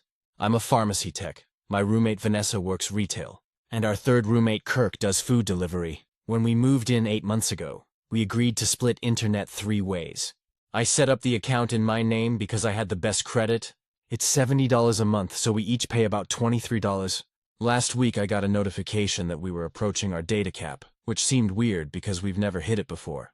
I logged into the router settings to check, and there were 9 devices connected that I didn't recognize. I asked Vanessa and Kirk about it. Kirk said he didn't know anything. Vanessa got defensive immediately and said, it's not a big deal. Turns out Vanessa has been giving our Wi-Fi password to 3 different neighbors and charging them $15 a month each. She's been doing this for like 4 months and pocketing all the money. I said that's completely unacceptable. The internet is in my name. If anything happens, I'm responsible. Plus, we're all paying for it equally, and she's making money off it without telling us. She said she's entrepreneurial, and that the neighbors needed internet and couldn't afford their own. She said I should be happy because it's helping people, and she's not hurting anyone. I told her she needed to tell the neighbors the arrangement is over. She refused, and said they're counting on the internet for work and I'd be screwing them over. So I changed the Wi-Fi password and didn't give her the new one. I gave it to Kirk but told him not to share it with Vanessa until she agrees to stop selling access. Now Vanessa is pissed and saying I'm being controlling, and it's not fair that I get to decide who uses the internet when we all pay for it. She's been using her phone hotspot and complaining loudly about how much data she's using. Kirk thinks I should just give her the password back and let it go because it's causing drama. But I don't think I should back down when she was literally profiting off something I'm financially responsible for without even asking. My boyfriend thinks I'm being petty and should just talk to Vanessa like an adult instead of punishing her like a child. Stories. Number 26. My sister told my mom I'm infertile to get her to stop pressuring me about grandkids. Now my mom is sobbing and wants a family meeting. My sister says I should just play along. I have the worst anxiety when it comes to my mom and the whole grandkids thing. Like every time I go home, it's the same script. When am I getting a grandbaby? Your biological clock is ticking. Don't you want to give your parents this joy? I've told her for years that I'm not sure I even want kids. But she won't let it go. It's exhausting anyway. My sister, let's call her Anna, who's basically my emotional support human, decided to handle it herself. Apparently Mom cornered her at lunch last week. And Anna just dropped a bomb, she told Mom, totally straight-faced. She actually can't, Mom. She had some reproductive issues a while ago. Please stop bringing it up. When Anna told me, I was pissed, like, what? You told her that? But then Mom went silent. No more calls about babies. No Pinterest boards of nursery ideas. No guilt trips. It's been the most peaceful month of my life. Until last night, Mom called me sobbing, not angry like heartbroken. She apologized for pushing me all these years and said she wants to have a family meeting to talk about options. I'm guessing IVF. Adoption? I don't care. I blacked out halfway through. Now Anna's like, just go with it. It's working. You get your peace. Mom thinks she's respecting your boundaries. And everyone's happier. But I feel sick. She's grieving something that isn't even real. This lie gave me my first real break from her. But it's also built on her fake heartbreak. So now I'm just sitting here wondering, would I be the asshole if I just let her believe it for a while? Or is it worse to tell the truth that I can have kids? I just don't want them, especially under this constant pressure. Comments. Commenter 1. Honestly, I would have said what your sister said to get my mom to stop talking about babies. Tell your mom you're emotionally drained and do not want a family meeting to talk about your options. A family meeting itself is weird and crossing boundaries. You need to let your mother know in a firm way she needs to stop because she's stressing you out, which she is, with the exception of a family meeting. I would go with it. Maybe you'll have more peace. Also, you may want to go LC contact with your mom for a while to drive the point home. I get how you feel, but damn. For your sister to say that to your mom tells me your mother's relentless pressure was definitely not doing your mental state a favor. Your sister's heart was in the right place. Commenter 2. To be honest, you need to decide what to want. Not to handle it, or let others handle it. Your mother sounds like a complete nightmare. I'm not going to lie. And if Anna is your emotional support human, you can't just expect her to field her for you until you enter menopause. So the things are two here. You grow a shiny spine and actually handle your mother yourself. You go along with Anna's lie and double down. Tell your mother you have consulted extensively on options and they aren't feasible, so you would like to avoid further heartbreak and you appreciate her silent support. If she brings it up again, you then say, "Sorry, Mom. It hurts too much." The thing is, your mother is fabricating her own heartbreak by being obnoxious about this. And you can't fix that. Commenter 3. Leave it alone. If you eventually have a child, it will be her miracle grandchild. You're right, she will want to talk about your options. Just tell her you really don't want to talk about it. You're finally in a good place right now, if you tell her the truth. What do you think will happen to your sister? It's like a Mexican standoff. Commenter 4. Hey, every female has had some reproductive area issues at some point in their life, right? I definitely have. She is probably not even fully lying and you are getting a break from the chaos. What I wonder about is why are people so desperate for grandchildren? I could give two shits if my kids have kids. I just don't understand the desperation and it seems to be very common. Maybe my kids will want to spend their lives in a different way than biological gambling. You never know who you're going to get. I feel like everyone is going to hate this comment. That's why I never comment. Stories number 27. Not a single traditional values fan I know actually practices them. This is a bit of a rant, but I noticed something today I had to share. I live in an extremely red area, and most of the people around me are conservative. A lot of them posted a lot of bad faith drivel when CK was killed. So when I was bored at work, I decided to do some snooping. Out of my 20 mutual who follow CK or his wife on Instagram, only one of them is married. We're all pushing or past 30 and they're still unwed or divorced. Not only that, but they've all lived with romantic partners they didn't marry. This completely defies the date to marry young traditional values they claim to have. Furthermore, almost half of them, including the only one who's married, had children outside of wedlock. Some of their kids don't even have contact with the other parent. This completely counteracts the traditional value of having children after marriage and the conservative value that kids need a mom and a dad. My husband and I are both staunch feminists and atheists. We are about as far from CK ideological as you can get. However, neither one of us has committed any of these sins his fans have. We never had kids outside of wedlock. We'd never intentionally make the other a single parent. And the only man I ever lived with I married. I knew most traditional values people nowadays were hypocrites. But I've never sat down to investigate just how many of them don't practice what they preach. They insult people like me for disrespecting their values, but I've followed them far more closely than they ever have. Comments. Commenter 1. Be a demure virgin housewife who's independently wealthy and fucks me like a champion on the first date. Has the same vibe as we are only hiring candidates with 10 years of experience with a programming language that has only existed for 5. Commenter 2. They all want a traditional relationship, in the sense that the woman takes care of all the cooking, cleaning, and childcare, but they also want to fuck on the first, second date, and for the woman to pay 50% of household expenses. Otherwise, she's a gold digger. But yeah, traditional values. Commenter 3. This was what people went through when it was announced that Sarah Palin's teen daughter was pregnant during the 2008 campaign. There was a New Yorker piece about how Dem voters were kind of perplexed, how the party of abstinence-only education wasn't scandalized by it. But I can't find it now. Anyway, it's really just about hating women. Women really think if we had traditional values, they wouldn't have to work, and men think they'd have better jobs and the greatest life ever. And women with babies from boyfriends think they'd be married if traditional values were being practiced. Commenter 4. My family is the same, of my generation.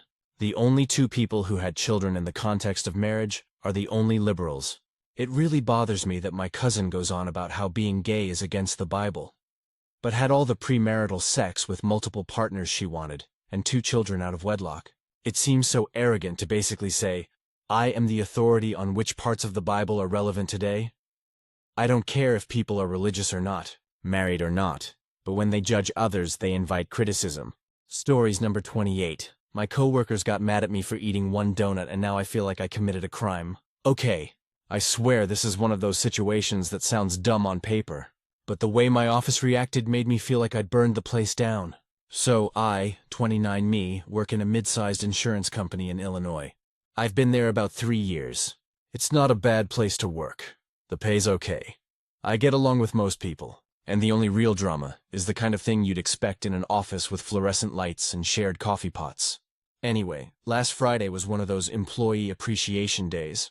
You know, when management brings in food and acts like it makes up for the fact that no one's gotten a raise since 2021. There was also a mini birthday celebration for one of my coworkers, Erica, 34F. She's friendly enough. Not someone I hang out with outside work, but we chat. HR brought in a big pink box from a local bakery, like 24 fancy donuts. There were maple bacon, strawberry cream, chocolate mousse, and one that looked like it had crushed cookies on top. Here's where it all went wrong. It was around 9:30 a.m., and the box was set up in the break room with a help yourself sticky note on top. I hadn't eaten breakfast, so I grabbed a cup of coffee and picked 1 donut. The cookie-topped one. It looked amazing. I sat at my desk, ate the whole thing, and got back to work. About an hour later, I went to the copier and overheard 2 coworkers, Melissa and Brandon. Talking near the break room, Melissa said, "Can you believe someone took that one already?" "That was Erica's favorite," Brandon replied. "Yeah, it's messed up. People don't think before they take stuff." I didn't think much of it at first. I figured maybe there were duplicates, or maybe they were joking. But then, about 10 minutes later, Erica came over to my desk. She was smiling, but it was that tight kind of smile that doesn't reach someone's eyes. She said, "Hey, did you grab one of the donuts earlier?" I said, "Yeah, I had the one with the cookies on top. It was really good." Her smile faltered a little. "Oh, okay. That one was actually for me. They got it special because it's my favorite. But it's okay." And then she walked away before I could even say anything. Cue me feeling like absolute garbage. I had no idea. There was no note, no label, nothing. The sticky note literally said, "Help yourself." But apparently, that particular donut was ordered specifically for Erica, and HR had just thrown it in the same box as the others. Within an hour, the whole office seemed to know. People were giving me weird looks. At lunch, Melissa joked, "Hey Ryan, save some birthday cake for the rest of us, huh?" I laughed it off, but inside I was mortified. Later that day, my supervisor, Tom, pulled me aside. He said, "Hey, not a big deal. But maybe next time wait until everyone's had a chance before grabbing food from the break room," I said. "Tom, I didn't know. There wasn't a label or anything. I thought it was for everyone." He nodded and said, "Yeah, I know, but some people felt it was inconsiderate. Just be mindful next time." Mindful of what? Reading minds? I was honestly embarrassed. I went home that night feeling weirdly guilty for something that wasn't intentional. I texted Erica later, apologizing. I said, "Hey, I'm really sorry about the donut thing. I honestly didn't know it was yours." She responded with, "It's okay. I just wish people would wait until everyone's here before taking food." Fair. But also, I was here on time. Half the office rolls in at 10:30. The next Monday, someone brought in bagels. I didn't touch them. I didn't even go near the break room. I made my own coffee and ate my sad granola bar at my desk. Melissa noticed and said, "Not going for round 2, huh?" I just smiled and said, "Nope, learned my lesson." But here's the thing. It's been a week, and people still mention it. Someone left a Dunkin' bag on my desk with a chocolate donut and a sticky note that said, "For Ryan only IRI." I can't tell if it was meant to be funny or passive-aggressive, but I threw it away just in case. Part of me feels ridiculous even typing this out because it's over 1 donut. But the way the office treated me after, the whispers, the comments, even HR subtly suggesting I be more considerate, it's made me feel like I'm walking on eggshells. I didn't steal someone's lunch from the fridge. I didn't take a dozen donuts. I just ate one that was in a communal box. It's not like it was labeled Erica's special treat. Do not touch. I'm not trying to be defensive, but it really bugs me that people seem to think I did it on purpose. Erica's been a little cold since. and I honestly don't know how to fix it beyond apologizing, which I did. At this point, I'm just keeping my head down and avoiding office food altogether. It's kind of wild how fast something so small can shift the dynamic in a workplace. You'd think I'd spread rumors or crash the company car, not eaten one unmarked donut. Still, it's made me rethink how people perceive office etiquette. Maybe I was naive to think the help yourself note was literal. Maybe some folks just like having someone to gossip about. Either way, I've learned my lesson. Next time there's a birthday or employee appreciation event, I'll just bring my own breakfast. It's safer that way, so. I didn't think I'd ever be writing an update about this because honestly, I figured the whole donut incident would fade into oblivion like every other small office drama. But apparently, in my office, nothing dies quietly, not even a pastry-related misunderstanding. After my last post, I decided to just keep my head down and avoid any shared food situations altogether.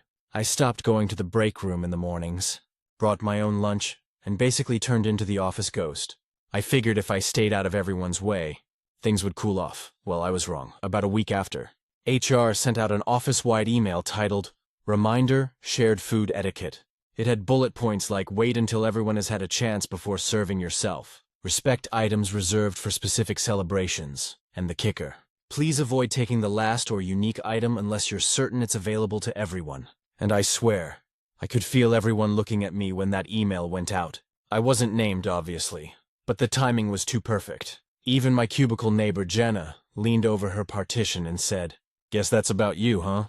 With a smirk, I laughed it off, but inside, I felt like I was being publicly shamed over a donut again. Then, about 2 days later, I came into work and someone had taped a printed meme on the break room fridge.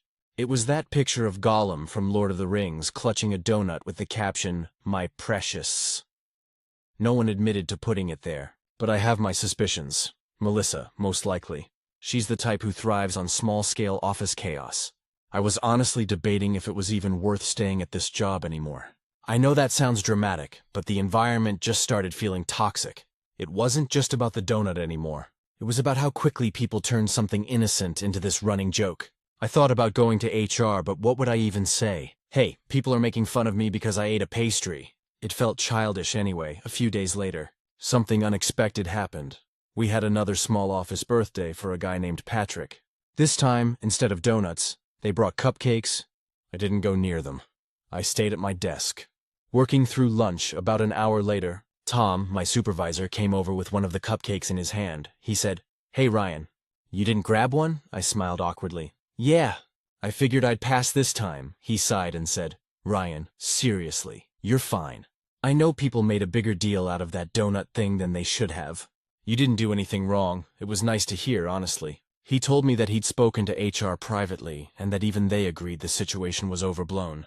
Apparently, Erica had complained that people were being unkind to me about it, which shocked me. I hadn't realized she'd noticed or cared. Later that afternoon, Erica actually came by my desk. She looked nervous, but she said, "Hey, I wanted to apologize. I didn't mean for the donut thing to turn into whatever it turned into. I told HR to tell people to drop it." I was surprised. To say the least, she seemed genuinely remorseful. I told her I appreciated it, that I hadn't meant to take her favorite donut, and we both kind of laughed awkwardly about how ridiculous the whole thing had become. After that, things started to shift. Melissa, who had been the queen of donut jokes, eventually got called out. Apparently, someone reported her for creating a hostile environment. HR talked to her, and she toned it down. I don't know who filed the complaint. Maybe Erica, maybe Tom. But I'm grateful someone did. By the end of that week, the Gollum meme was gone, and the jokes had mostly stopped. People went back to gossiping about more typical things, like who's secretly applying for other jobs, or who's been taking too many personal calls during work hours. Here's the weirdest part, though. Now, whenever there's food in the break room, people come to ask me first if I want something. Like I've become the unofficial food fairness consultant. It's funny, in a strange full-circle kind of way. Erica and I actually get along better now than we did before. We've shared coffee a few times, and she admitted that she felt bad seeing how I got treated. She even joked that next year, she's going to buy me my own cookie-top donut just to balance the karma. I realize something through all this sometimes. Small misunderstandings reveal who people really are. Some coworkers showed empathy, Others showed how quickly they'll turn on someone for sport. It was weirdly enlightening, like office politics distilled into pastry form. Since then, I've made peace with it. I still avoid being first to grab food, just to avoid another incident. But I don't feel embarrassed anymore. The whole situation became one of those office legends that people tell new hires in a joking way. Don't touch Ryan's donut. But now it's said with a laugh, not a sneer. If anything, it reminded me how absurd people can be about hierarchy, territory, and appearances. I didn't mean to break some invisible social rule, but apparently that's how fragile office dynamics can be. At least now, when I walk past the break room, people smile instead of whispering, and Erica, she keeps her donuts in her desk drawer, just in case.